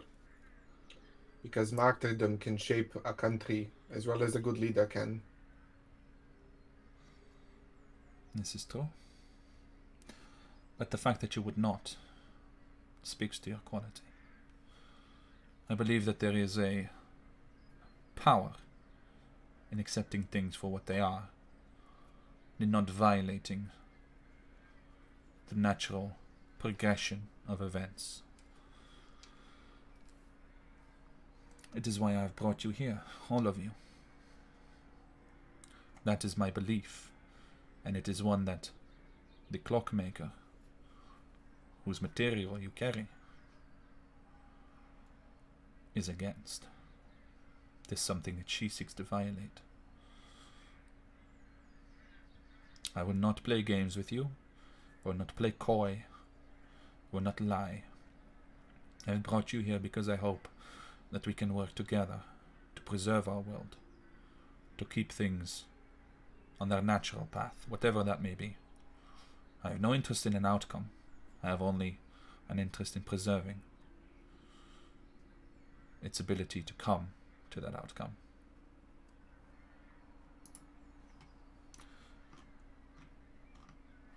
I see. They watch for a moment, and they look at you, and there's a sort of amused smile on their face, which is very, very much an odd expression on this inscrutable older person. You are the most difficult among your group, you know. You are very well protected. I do not understand you as I do the others. But I hope that we may find common ground nonetheless. Well, I'm always interested to hear out what people have to say, especially those people that can entertain conversations in such interesting ways. And, well, if we were playing a game of dragon chess, you would have me in a very disadvantageous position, so I would love to see what you have to offer. I can see what you mean. Well, what I have to offer is quite simple. I seek to prevent the success of one such as the Clockmaker, to allow mortal kind to take its own path, to choose its own path. In that process, I hope to be freed myself of the shackles that were once placed upon me for pursuing that very goal. But in all of these matters, I need help. My only help, currently, are the unpleasant individuals that you have either been in contact with or been pursuing. The Rose and the Spider. Now, they are useful, but their methods are undesirable, and I have not the inclination to take away their free will and change that. So rather I seek more advantageous allies, of which you may be one. Now together, I hope that we may pursue goals that ensure mortal kind's ability to choose its own path. And in the meantime, I am quite motivated to aid you in your personal journeys as well. I have boons to grant and powers to provide, which can increase as you come closer to setting me free. So you can see, in working together, we achieve a symbiosis of sorts. But I think that most of all, from what little I understand of you, that you have been a tool for too long, and that there is potential for more. I've seen glimpses of the visions that you were granted. Now, I do not promise to make you a king, but I do promise to set you free. That is a bold promise to make. Indeed. While I am impressed by your power, you have not met my mother. They actually smile this time. Yeah. And incline their head. Jean-Jacques smiles as well, like I know. That I have Paradoxical joke to make. That I have not, and I would be quite interested to do so someday. But she lacks your potential. These words that you say, I've hoped to hear for a very long time. From one place or another, recently and in the past. But you see, I am somewhat of a skeptic by nature, I would say. And while I admire the sentiment that you have expressed, I am somewhat suspicious that there is nothing except freedom in this for you. Beings of such immense power, they always have an agenda. They look At around. least. Do you see this place around you? It seems like you have access to the whole world, does it not? It does. They wave a hand, and you watch the dome doesn't disappear, but it becomes visible again. And you become aware of where the glass dome actually ends, and it becomes more like a projection that's being shown on that dome. And it's quite small, maybe 50 feet across. Now imagine that it is through this cage that you must view the world always. And now imagine that you were placed here for millennia, simply for encouraging mortal kind such as yourself, to pursue their own desires and their own goals, to not be bootlickers and scrape at the feet of gods or others like gods. After a certain span of time, freedom is the only thing that will be on your mind. It has taken me a very long time to even grow powerful enough to communicate with you or anyone in this manner. And still I am caged and chained, and I would be no more with your help. I would say that is a very fair price to pay for my help to you. It does sound very fair, especially if you deliver on the promises of power. Are you, and I realize this might be a futile question to ask, but are you in any way connected to the being known as Pax? No. They are. They look genuinely amused, and it's honestly kind of a creepy expression, because it's like kind of patronizing. They are small fish.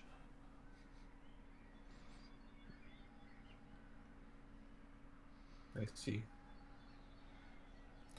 Kind of chuckles at the fish moment. He's like, just realizes that, it goes through his mind. He's like, I see.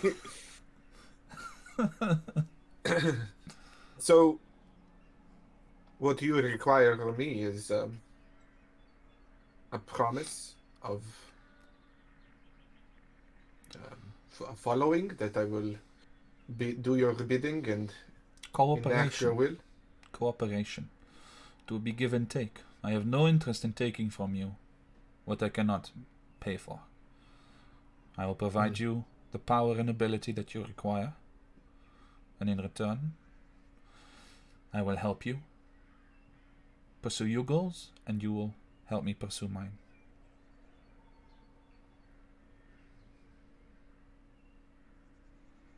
That does seem very enticing. I do find it quite curious that you decided to do this individually. Separate us. Unfortunately, that is the nature of this power. I see. The others, they make me softer. They change me for the better, I think, for most people. It seems that way. But when I am alone, things are different. I think about the clock on my chest. Mm-hmm. I kind of go to scratch on my neck, and would I be able to, if I wanted to, right now, just press in the same manner as the clockmaker did on my chest? It's a very light touch. In fact, probably in the time that you've had the clock piece and just, it was inactive, but you've just, played around with it and watched it and stuff. It's like one of those things like clicking a pen. It's super easy. Just plop, happens. So even under the robe, you can just press it and it's not a problem. Okay.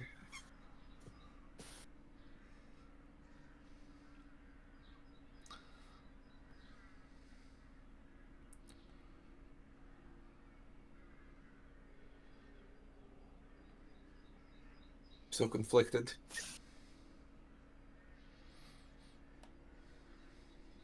And if I were to say yes, and one of my compatriots said no, will they be dead?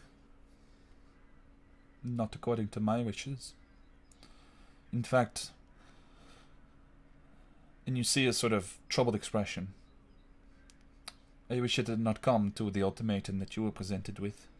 But unfortunately, that is the nature of such cohorts for the time being. Mm. I hope to convince them that if enough of you acquiesce, to let all of you go. I believe that you are stronger as a unit. But as far as I'm concerned, no matter your choices, all of you will awaken, and at least have a chance to defend yourself if you choose, in a manner that does not agree with the spider. Hmm. Since you said that you do not fully understand me, I would like to make sure that we are on the same page. My goal, my desire, is to make true what Aratia wanted. I want a strong republic, one that is by the people and for the people. I will not stand for a tyrant sitting on a throne, ruling over my people. The Storm King, this vision that I had, was enticing, but I would never want it to go down that route. I would never be the person in the spotlight. And the individuals that you are working for right now, sometimes, in some ways, threaten this idea that I have. And this is a problem for me. Then it is a problem that you must solve. Perhaps a problem that you can solve, or rather, perhaps two problems that you can solve at once. And for a moment, it's like someone blows away the vision of the world around you, and a new one takes its place. You find yourself standing in a dark corridor underground, and you follow someone going through a door into what seems to be quite a lavishly furnished office. And sitting behind that desk sits a figure that you can't quite make the features out of, probably deliberately. But you can see that on the edge of the desk, or rather on the edge of the paper that they're writing on, lies a stamp which has the symbol of a rose and some red ink next to it.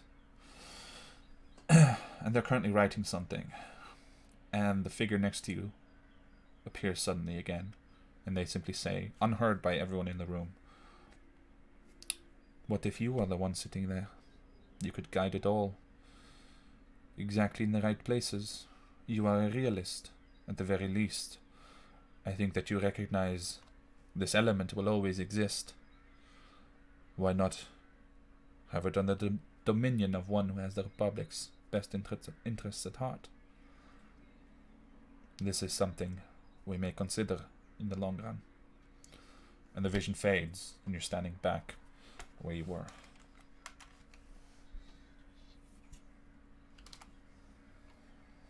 I look at him like for a long moment. Mm-hmm. Then I reach into my pants pocket. And from there, I pull out a coin.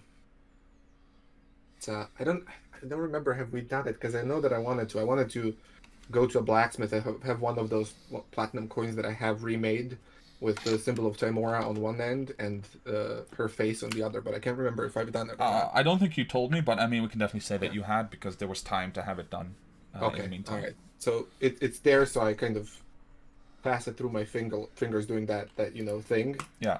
I flip it. Okay.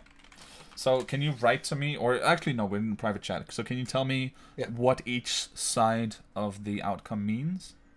Yeah. So heads means I take his deal. Okay. Tails means I click the what's it called? The timepiece. Okay. In that case, before rolling, I would like you to make a charisma saving throw. Would this be what's it called? Charm? No.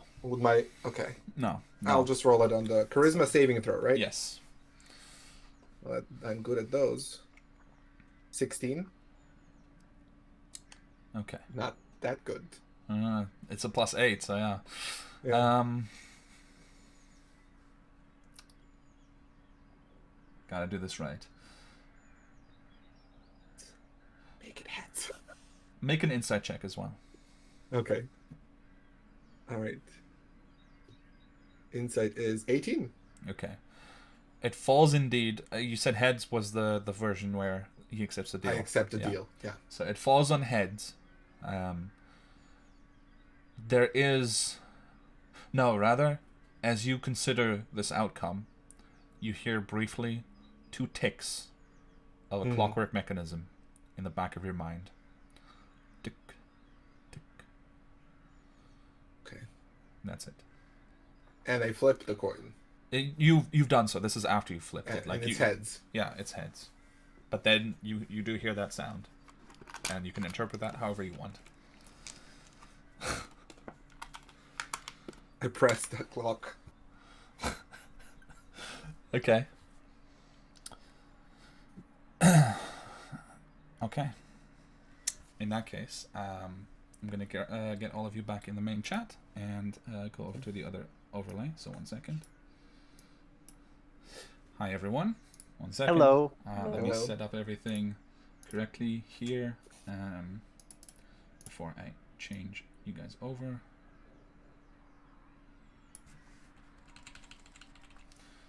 There we go. Oh, that's not right. Why did Simon Nicholas say JJ just made it tougher on themselves? I don't know. Mm-hmm. You were so wrong, Milos. Me? Why did you think this was the easiest for JJ? Okay. Yeah, it was. All right. So, JJ, you take the action that you indicated. All of you blink. You're standing in the warehouse in Postizia. The hatch has just opened. None of you remember anything of what's just happened, except for JJ. The party is about to go down the stairs into the cellar. What do you do? Well, I'll go first. You know that I can. Stop, Barnack. Just stop. Jean-Jacques, we're looking for Argyle. We are looking for Argyle, and he's down there, as are other things. You gotta trust me on this one. I mean, we heard skittering. Of course, there's things down there. Yep. Now, the things that are down there are incredibly dangerous, and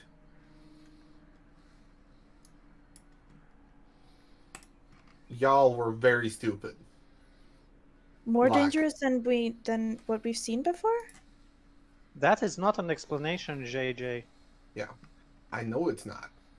And you have to take into consideration that I'm processing a lot of information right now, and my mind's a bit fizzy, okay? So, just give me a fucking minute to get my bearings straight, and thank all the gods that I'm smarter than y'all. Okay? Jesus fucking Christ. Accepting to go into a fucking coma to talk to fucking What? spider things. Y'all What are you are talking- fucking stupid. What are you talking Okay. about? We are Coma? just about to I just- spider things? As JJ is raging, you guys all hear skittering of many feet coming up. I take The out opening. my bow immediately. Okay. You watch Away from as the hatch. emerging from the hatch. Go ahead and move yourselves on the map where you are. Yeah. But as you're watching, as you're watching the hatch, you watch not one, not two, but Oh, no. 3 spider drakes pushing out one after the other. May I do an action because I'm aware of what, like, could I prepare a thing? Well, I mean, you Before hear they- the skittering, so you Yes. can take some action, yes, but that will kick Yes. off initiative. All right. Oh, okay. So, and are we there? Like, do I stay there, or Well, can you we can move. Like, you have time to react about 10 seconds Okay. as you start to hear the first All right. skitters. basically to? Okay, I'll go. Where are you Uh, going? You move first. All right. Just move where you're gonna be. Yeah, I'll move somewhere where I have line of sight. I'll rush and just get behind the barrel or something. I don't know. Okay. I'll move next to him. Okay. I'll cast flame arrows Okay. at level 3, Very cool. and I will use my ability to move 10 feet to the side. Okay. 1, 2. My bonus action. Wait, I was there. 1, 2. Yeah, I guess Okay. I'll get in front Or- of Myra like that. beside Turnok if Turnok is gonna be there. Yeah, what's about Turnok? Yeah, so I'm going to let you guys decide about Turnok. Let me see. Who wants to have control of Turnok here? Anyone particular? I can do it, or guess. Nicola. Yeah, no, maybe. I always Geiger, so if you want to do it Middlesham, I'm fine with that. Sure. Barnack. All right. So Barnack, you have control of Turnok. Go ahead and place him where you would like him to be. And I would like everyone to roll initiative for their tokens. Yeah. Can you just make his token be above the footpad, just so I can see it? Done. Thank you. Then he's there. All right. Well, Right. make sure to select your token as you go to roll initiative. Well, let's see how this turns out. What the fuck did Rolled you my do? die and got a 12, but I will roll it so you can edit. So we can edit the.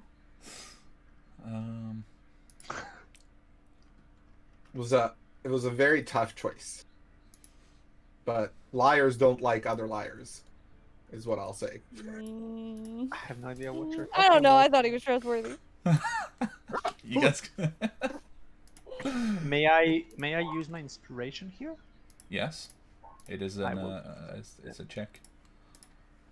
I will. All use right. Is everyone initiative? I have 4 players. No, 5 players initiative. Okay, good. All right. So Jean-Jacques, you cast flame arrow. Flame arrows on Barnack, I believe, right? He gets Yeah. the flaming arrows. So we'll say that that kicks off the initiative round order. So in this case, I mean you're 8, so it's fine. So you get at the top, and then we go into initiative. So Turnok gets to move first. What does he do? Okay. Turnok will. So we see these 3 things just emerge out. For us, we have seen them for the They first came time. out with incredible speed, and they are in motion towards all of you, definitely. Yeah. Okay. Turnok will stay here, Okay. and he will. Let me just see what he has, because I honestly don't know what he has. He will not move up there. He will.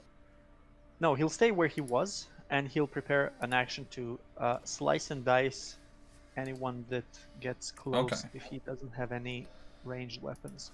So hand axe, rapier, dagger. No, he doesn't. Yeah. Do you throw hand axes? No. Okay, so no. Yeah, that's it.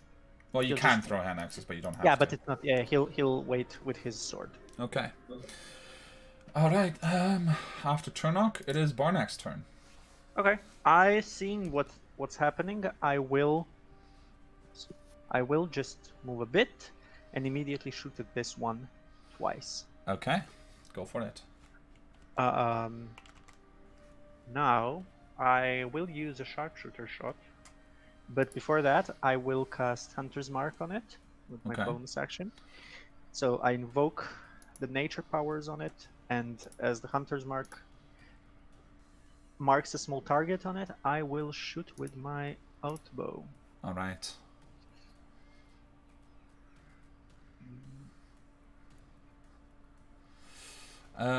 So go ahead. What did you roll? It is in total 13. 13. Unfortunately, that does not hit. Okay. I will shoot again, though. Okay. So what happens on the first arrow, by the way, so it's more that they have really thick armor, so when it hits, you actually see that they're coated in this, especially in the warehouse, you have better lighting than you did underground, even though you didn't officially see them there anymore. But they are like covered in this sort of sticky slime, and as the arrow hits, it doesn't penetrate the armor, and in fact, it just gets stuck in the slime against the body. Okay. Okay. I'll shoot again. All right. And this is 19. 19 just hits. Go for it. Just hits. Perfect. That is 19. Wait. All right. Just let me check. So that's 10 sharpshooter plus 12 bracers plus 7 piercing. Yeah, that's 19 damage. And Plus sorry, D6. plus Plus a D6 and D6. D6 from Hunter's Mark. Yeah. Yeah, Roll plus your Flame arrows. yeah, Use the flame fucking arrows. flame arrows. I did. Okay. That's another 5 fire damage and 5. Okay, so that is 29 7. points of damage. 9, yeah. Okay. All right. So with the second arrow that catches flame in mid-air, it actually manages to get through one of the thicker chitinous plates on its body, but it doesn't give any physical pain reaction. Just kind of staggers a little bit and then continues barreling towards the group. Okay, and just a second. Increase your, on once per turn, when you hit a creature with an attack that deals piercing damage, you can reroll one of the attack damage die. Okay, no, I won't use it now. Okay, I will, though, seeing these 3 things, I will tell Turnock and everyone, I'll just tell them, move back and shoot them. Move back and shoot them! And I'll go 1, 2, 3, 4, 5. Okay. So, so you move back, and next up is the first of the Drake spiders. This one is going to rush over here, and it is going to use its poison breath in a 30-foot cone, which I will say, based on the diagonal here, does not include Barnack, because I'm pretty sure that with the diagonal it should be... no, it is kind of... It does include Barnack, sorry man. That's okay. So yeah, all 3 of you, Myra, Tani, and Barnack, please roll a Constitution saving throw, as it just expels poison onto you. And I believe dwarves have an inherent resistance to poison. Yes. So keep that in mind. 14 for myself. 14. I see a 7 from Barnack. Oh god. Okay. And Tani, what is your Constitution saving throw? 4. 4. Oh god. Yeah, okay. 4. So you all fail. Oh boy.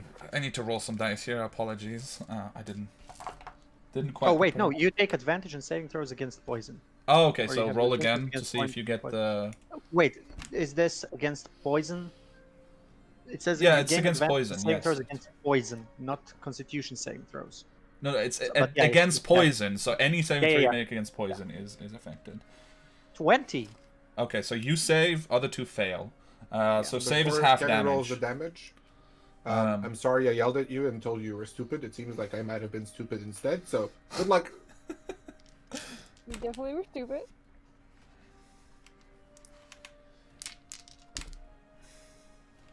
You just had a nice walk away from all of this. Barnack is still completely perplexed by Jean-Jacques saying that we're stupid and that Argyle is down there. Okay, those of you that failed the saving throw take 38 points of poison damage, and you are poisoned, which means I Oh, believe you shit. cannot regain hit points until you are cured. I drew up unconscious. I have Same. 19. You have Orcish endurance. Oh yeah. So Fire doesn't. So 1. okay. And And you how take much half, does- so you take 38 becomes 19. And then half because I'm still resistant to poison. Oh, are you? Okay, nice. Yeah, then half again, so 19 becomes 9. 9. Okay. So yeah, Barnack, you watch as Myra just immediately drops, and Tani drops to one knee, and then just barely pushes herself back up on her feet. Jean-Jacques, what the fuck is this? That's what you tried to make a deal with. Failure. Okay, Myra, so you fail. Not critically, I hope. No, it was a 2 though. If I kill Chansey after she finally rejoins one of my sessions, I'm gonna be so sad. You will Just be. so bad. Okay. I'm just Next, gonna bring the most chaotic ass character ever. next up comes the following Drake Spider, and actually you watch as it forces itself to cover more ground. It just begins flying, like the wings begin fluttering behind Oh, it, and it great. just leaps into the air and kind of flies up next to Turnock, and it continues to flutter, hovering slightly above the ground for extra movement speed. And it is going to attack him twice, and it is also going to use its web attack. So that's a +5. That is a 17 to hit against Turnock. Against Sternok, 17. Just a moment, please. 17 is his armor class. Okay, so that hits. So Turnock is currently restrained by webbing. As an action, the restrained creature can make a DC 16 strength check, escaping from the webbing on a success. The effect also ends if the webbing is destroyed. Alright. So for its 2 claw attacks, it is going to attack Turnock. For a... Oh, that's 2 times... 24. Twice... Yeah, I rolled double 24 to hit. So I'm guessing that hits. That hits, yeah. And that's going to be, on the first one... 6 is 10 points of damage. Okay. And the second one is going to be 15 points of damage. 25. Okay. Yeah. So that is the end of that creature's turn. Tani, you are on Sternok 1 just HP and spit poisoned. blood. Yeah. So Tani, you are on 1 HP and poisoned, and you watch, or you hear Myra collapse behind you. You watch Turnock get mauled completely. What do you do? Okay, I'm on one knee, barely hanging on, and I say, I'm not running away. I just need to recover. And I'm gonna disengage as much as I can, 45 feet. Okay. So you want to use your action to disengage, or you can also use your bonus action, I think, with the... Where is that not step of the wind thing? As an action is okay. Okay. Okay. 45 would be just a sec, over here. So roughly around here. And I have, as a second action, I have this wholeness of body. Yes. So I Yeah. guess I'll attempt that. Okay. It's- But if you use your action to disengage, then your action's not available. Right? Because you spend your action to disengage, so you can't. Don't we have 2? No, No. only 2 attacks. You have 2 attacks, right? But not 2 actions. But you can, I if can you use use attacks bonus with action, actions, yeah. Yeah. Yeah, okay, then I'll spend the key point to disengage. All right. Yeah. Then yeah. So wholeness of body. You regain hit points equal to 3 times your monk level, so that will be 24 in this case. Mhm. It's pretty good. looking at where to throw something killer. Like throw a fireball above my dead body. Okay. That is Tani's turn as she dashes out of the way of danger and regains some of her strength. Jean-Jacques, what would you like to do? All right. I will look over my shoulder to Tani, and I'm gonna say, "You are running. You're running for black hats. Run as fast as you can." And then, as I turn back, I will rise up into the air, and jump back. As I'm jumping back 10 feet, I'll essentially blow out a gust of air that's also filled like kind of with lightning, and as it moves out, it will envelop this area, and I will cast a storm sphere. at Okay, level 4. that's the one that destroys property as well, right? Yes, correct. All right, so there's about to be some stuff collapsing here. Yeah. Okay. And I also yell out to Barnek and Turnock, like, grab her and let's fucking go. And I will Okay. all of them have to make I'll put it here. Okay. All of them have to make strength saving throws. Okay. So, and if they succeed, what is the effect? Just so I know if they do take If damage. they succeed, they don't take any damage. Okay. Do you cast it at a higher level? Just curious. I do not have a higher level. Oh, okay. Right, 4. My bad. Yeah, so but I'll my start on save the is right 19. side. Okay. Strength That 19. is first fail, so the right one fails. The bottom one has this is strength saving throw. The bottom one succeeds, and then the one closest to the rest of you also succeeds. Okay. So Okay. the one that failed takes 8 bludgeoning damage, Yeah. and the other 2 don't take anything, but the sphere is still considered difficult terrain. Yes. Plus, as the sphere erupts into being in this location, it immediately knocks out the support beam for that bottom right corner of the warehouse. And as it crackles and begins to just tear things apart, right? Also, the barrel next to Turnok gets smashed to pieces, and essentially the storm sphere begins to pick up all sorts of debris while the upper platform collapses on the bottom and the right one. So I would like you to roll. There's quite a bit of heavy weight on there.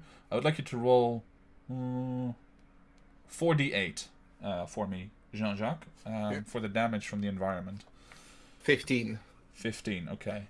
Let's see if they make saving throws. Oh no, that's fails on both of them. Okay, so both of them take 15 additional bludgeoning damage. As you watch, as just this debris being spread around starts to get embedded in their bodies as they're unable to move because of all this wood collapsing on top of them. So that Very is nice. 15. And I'll, if you allow me, I did the explanation more as a flair and visuals. Mhm. I'd like to use my bonus action to target the one closest to Turnok with the secondary effect. So I will roll a spell attack. I'll just roll a firebolt. Well, actually, can I do it here? No. Is there no way to just randomly roll it? I'll just roll a firebolt. It's not a firebolt though, Okay. because I don't have. I need to set up a thing for it. Yeah, that's fine. So that's a 21 to hit. Yeah, that hits. So that one takes 4d6 lightning damage as well. Okay. Additional 13 points of damage to this one. Oh yeah. That's the additional bonus action that you can take. Yeah. Right? Yeah. Yeah, correct. Very On nice. subsequent turns. So, and then I'll use my movement to go 2, 3, 4, 5, 6. Yeah, I'll just go there. Okay. Okay, very good. After Jean-Jacques is the other spider, which is going to it's going to fly at half speed through this terrain. So that's going to be like it has to free itself as well, which I'm going to consider standing up. So it'll get about 40 feet of movement, flying halved. So it essentially just crashes on top of these barrels here, which is as far as it can get. It can't actually get out of the storm entirely if it wants to attack someone. And it's going to use its claw bite against Turnok. Well, rather it's going to claw and then see where it stands. But let's see. That is a 4 plus 8 is 12, so that doesn't hit. That's a 21 on the second one. That hits. So that's going to be 11 points of damage. Turnok is down. Okay.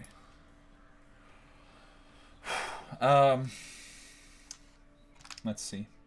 I need to make a different roll here for a second. Oh. It's going to attack Turnok again with advantage.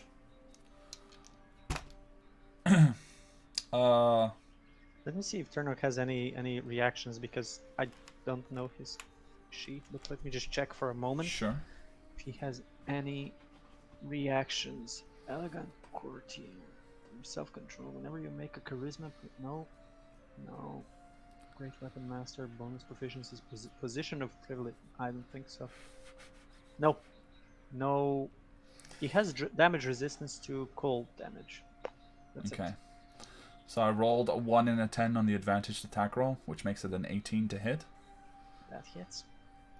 So Turnock immediately fails 2 death saving throws.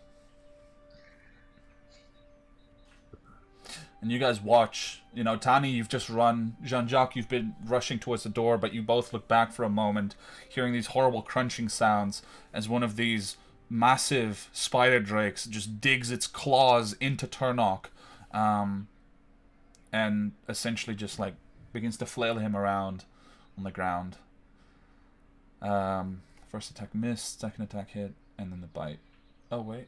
Yeah, the bite was the additional. Okay, you need to... I know. Well, no. I'm going to call the session here. Oh my god. Because it's Turnock's turn, and I will not have him, anyone else roll his potential final death saving throw. Oh. I mean, I get it, but oh no. I know. But, yeah, we'll pick up next week with this combat and see what you guys make of it. Alright, guys. Nicola, or rather JJ, I might shoot you. Oh, you don't know what he did yet. I don't know what he did. Oh, you fucked it up for a lot of us. Yeah. I thought watched I was this being so the good bad. guy. Like, you got a choice for the party, but So you made a choice for the... Yeah, that's okay. That's okay, though. That's okay. I did that... Well, Core did that last time. Next time, Barnack will make the choice for the party and fall unconscious again. well, I did say, whatever happens, it's y'all's fault, because I didn't want to do this in the first place. So, I'm... Fuck me, man. So how are you guys doing? How are you feeling? No. Oh, man. Well, it's Barnack's turn after this, so he, in his mind, needs to save 2 people in a single turn. yeah. And also yell at Jean-Jacques saying, don't you two people are dead almost? Come back here. Tany's like, what did we do? Why is JJ so mad? But also, Well, I trust that he did what was I best. trust him. No, I trust him. Yeah, I completely absolutely. trust him. When he said, trust me on this, Barnack trusts him. I don't know if I Yeah. trust him. I don't know if I trust me anymore. I thought I was doing a good thing. Well, I mean, But- maybe it was, but you know, Yeah. all choices have consequences, that sort of thing. Yeah. I mean, I'll get out. So, Yeah. Silver linings, yeah. If you get out and we don't, I will climb a window and shoot you from 600 feet away, even if you're invisible. I'll just shoot at random people until I hit you as well. Like, Barnack's parting man. gift to the world is just a street full of dead people. it was such a tough choice, guys. It was such a tough choice. Mhm. And Look- I thought I was doing what was By good. the way, no blame at all. I want to compliment all of you, and also thank you for putting up with me in this rather different awesome. session structure than usual. But I hope you guys had as much fun as I did, because it was a ton of fun I did. to get some, you know, sort of one-on-one time, but still do it together. Now, yeah. because we don't remember any, I really want to go back and watch the episode. Yeah, now we actually can watch everything apart from JJ's. No, I'm Yeah. watching Jay.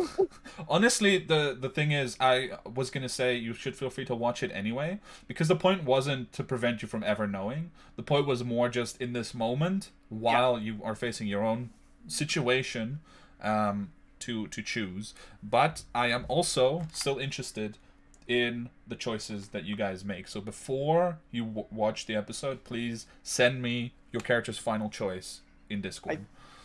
Do I need to also do it? Because I think I... Just send it, just to to Yeah, have that's it it. written. Was I the only one that made the choice, really? Fully, but even you kind of just forced the choice outright. Right. They gave everyone some time to think, so. There Oh, was- this is what you call time to think. Yeah, I'm thinking right now about that choice while not remembering and looking at my friends dying. I would explain, but that would be spoilers. So, in any man. case, yeah, well done, you guys. I had a ton of fun, so I feel bad for Bruno having to come back to this, but I also need to. I will do this session with him separately, just the one-on-one. So unfortunately, that won't be streamed. I'll try to record it so that we can put it on YouTube. But yeah, we'll see. I what would comes ask, of it because next I week. was playing as his character, I would ask if he would do something differently, just to tell us or something, because I honestly, he didn't have anything, like, at least I didn't see anything from a quick glance, so Yeah, don't we know can if go that- over it and see if there would be a yeah, slight but adjustment I or don't think whatever. he even got a chance to do anything, really. No, not really. It was more of a being It all overrun. happened very Yeah. fast. Well, I Yeah. forgot, he could have actually struck the first one when it approached him immediately, because he held an action. Oh yeah. So we can roll the extra damage if that is the way that he indeed would have approached the situation. But I'll clear Yeah. that up with him in the coming Yeah. weeks. So don't worry about that, and don't feel bad about choices that you made. And hopefully he doesn't see the episode before going. No, it I'll over. warn him. I'll warn him. But yeah, thank you guys so much for playing. I'm gonna let you guys stew on this for a bit, so I suggest, but if you guys have questions for me or things that you want me to clarify now, please feel free to ask. What the fuck? I have a question for another player, Okay. but I don't think I should ask him here, because it might be rude. Just do it. No, I'm kidding. I was going to just... Nicholas, ask what the anything. fuck? Didn't ask it. I'm just wondering, what the fuck did you all do? Because We Okay, just- you know Barnack. You know that he didn't ask proper questions, and you know that he Yeah. didn't check for any Yeah. lies. you know what the word. Yeah, I didn't too either, because it's not fun. The insight check that I rolled was for a specific reason. It wasn't because I asked Kevin whether somebody was lying or not. It was for a different reason. But, like, you know what the most fucked up thing about this is? Is that JJ made a choice believing that he was doing the right thing. Like, trying to go with what he knows to be the best choice and making the right call. And now 2 people are almost dead. Immediately after. So... this is just like a series of events that's telling JJ, just don't be good, man. Just be what you need to be. Don't be good. That's worthless. People just die when you do that. And it's happening. Every it's time. The second time. Yeah, it's the second time. It's incredible. Poor It's- JJ. it's- yeah. I think whatever happens, we all need to give JJ a hug after this. No hug. Yeah. Oh, those scenes. I'm really proud of you, Kevin. That was amazing. That was just. You immediately took me back to took me back as if I lived that life. Took me to that place. Oh yeah. Like I could see everything, and it was Oh, just absolutely. you picked such amazing moments Thank you. from JJ's life. That was amazing. That was awesome. Yeah, I was really excited about it because it's like I get to touch on some things and hopefully make you think, but without deciding it for you. So yeah, I was really happy to kind of dive into them, and just to give it away. But I prepped this whole session today, so this was Nice. pretty Subtle proud of flex. myself. Yeah. As you said before we started, that kind of a week. Yeah, it was that kind of week, but you guys made it all better. So I can only say how much I appreciate you guys, and thank you for playing this with me. It's been a pretty big week in terms of D&D because I don't know if any of you got the chance to watch Ruin Keep last week, but I may have impersonated a god there. So and now I'm doing it here. So there's a theme going on. You're doing what here? Can you repeat the exact phrasing you said? Impersonating a god? Okay. Maybe. Well, I mean, kind of, because you guys Just seem to Kevin. still be under the impression of it being a god, so. But yeah, no, this was super amazing and a perfect end to the D&D part of this week, anyway. So I'm excited to see what comes up next week. I'm sure it will be interesting, and hopefully Bruno can join us then to say goodbye to his character, I suppose. He gets to roll with his character. Yeah. I'm kidding. If Turnock didn't like Jean-Jacques before, now it's not going to be any better. Yeah. Yeah.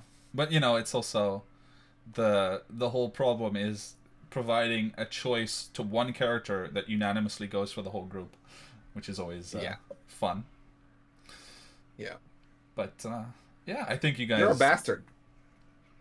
boils down to that pretty much. I have no idea what you're talking about.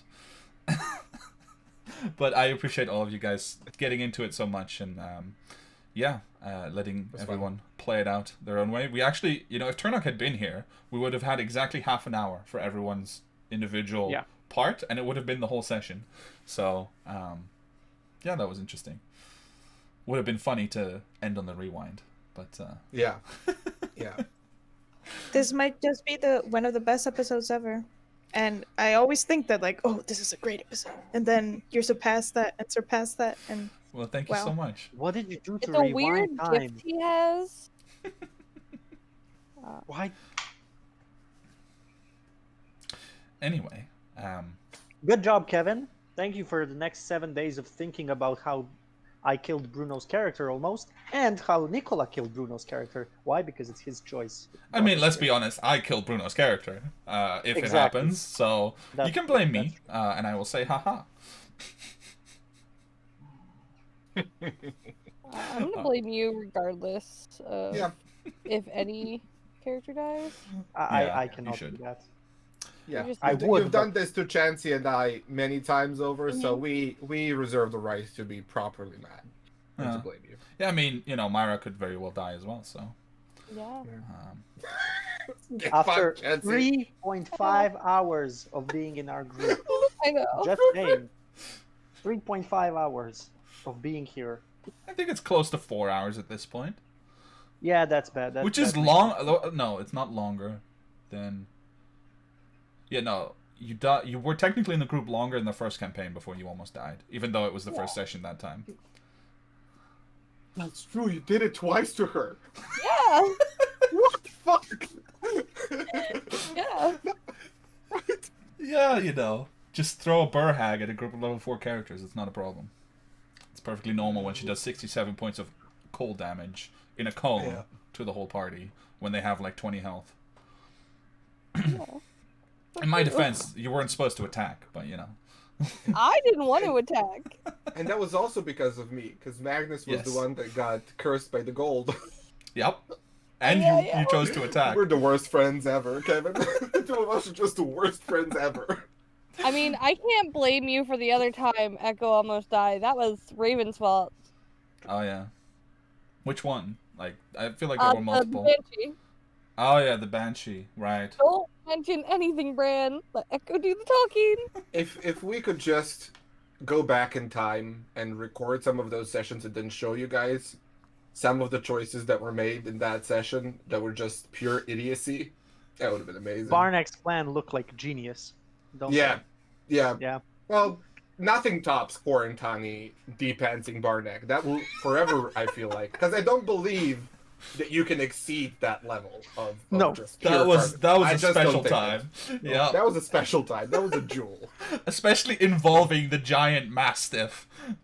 Like, For no reason at all. their mission: get Barnack into an alleyway. Their answer: summon a giant mastiff and pay a child to pretend to be his son. Instead of asking normally, "Hey Barnack, come here, please. We found something." It was so perfect that it made a potential patron reconsider you guys altogether. Like he was like, okay, I have these two people under my control, but it's going so poorly. I just need to talk to them directly because this isn't working. I chose the wrong Asher cards. Alright, you guys, I'm gonna end the stream here. Thank you everybody for watching. Let me check if there's somebody to raid really quickly. But we appreciate all of you. We will be back next week on Sunday again, all of you. And in the meantime, I hope that you guys are gonna show up on the Ruined Keep on Tuesday, of course. That's 8 p.m. GMT, or BST now, 9 p.m. CEST, or 2 p.m. EST. For an amazing stream that you should watch regardless of whether I'm in it, because Simon and the gang are brilliant. So please show up then, and we'll see you next week. Otherwise, remember to follow, subscribe, do all the cool things, and bye-bye. Bye-bye. Also no raid, because there's nothing.